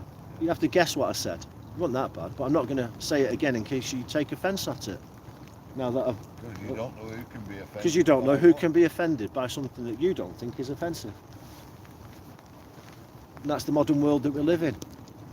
Young ladies who are wet behind the ears, who have never really started work and not having the resilience to manage in a workplace and being offended by everybody. And in my case, by their elders and betters. and the people that might give them a leg up in their career in future. But hey ho, dig your own grave, as they say. Slit your own throat. That's what they did. Well, plenty been going on at work. I can't obviously talk about it on YouTube to the world because some things have to remain private.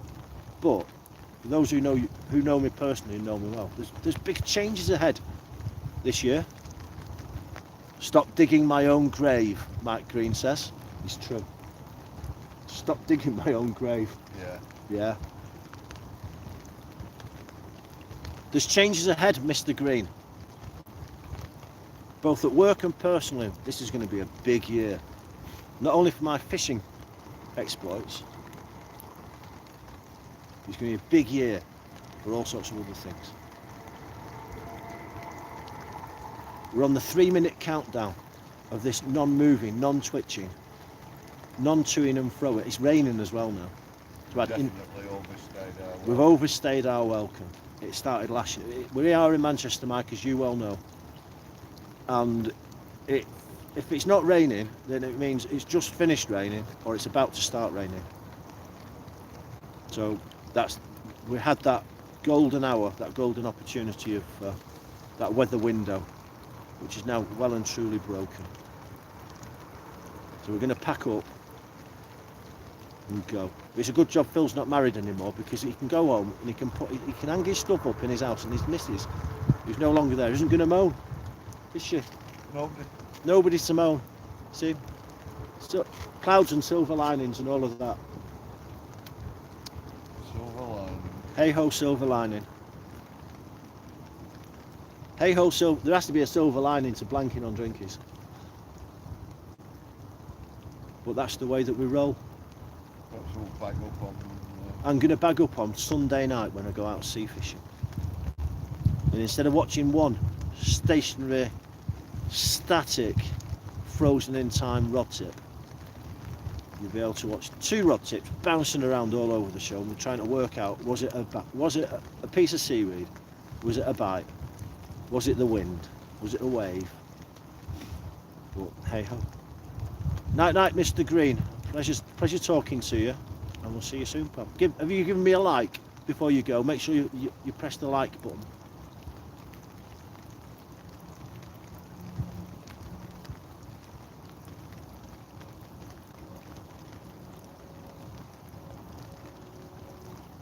And on that happy note, the time is now 8:24.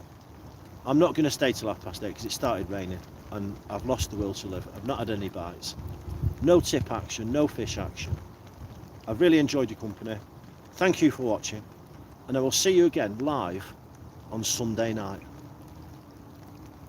Thank you very much. Adieu. Adieu. Adios.